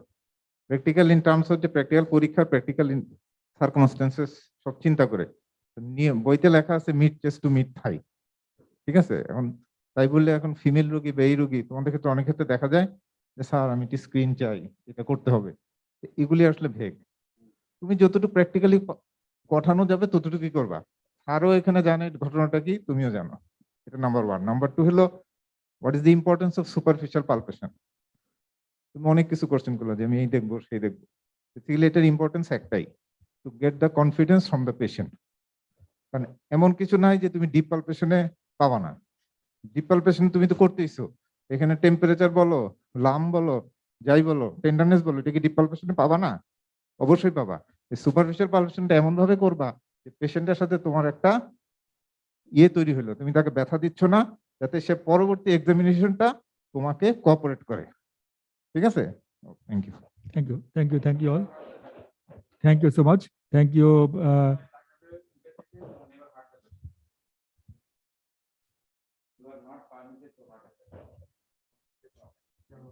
Thank you so much. Thank you. I think today's nice discussion. I thank Professor Abdul Kabir, also Dr. Syed Ghulam Maula Mughni. Excellent demonstration. I think all the students in the MD, MRCP, also FCPS examining, they are always in the leisure time or reading time, see the YouTube channels and they enjoy it. Thanks, Mughni. Comes again. I also thank Inceptor Pharmaceuticals. They will do did tremendous job last 2 years in COVID era with the IPDA Foundation. Also Cloud Marcom, our event management. Thank everybody. So please take care of yourself. See you next class. Thank you so much. Assalamu alaikum.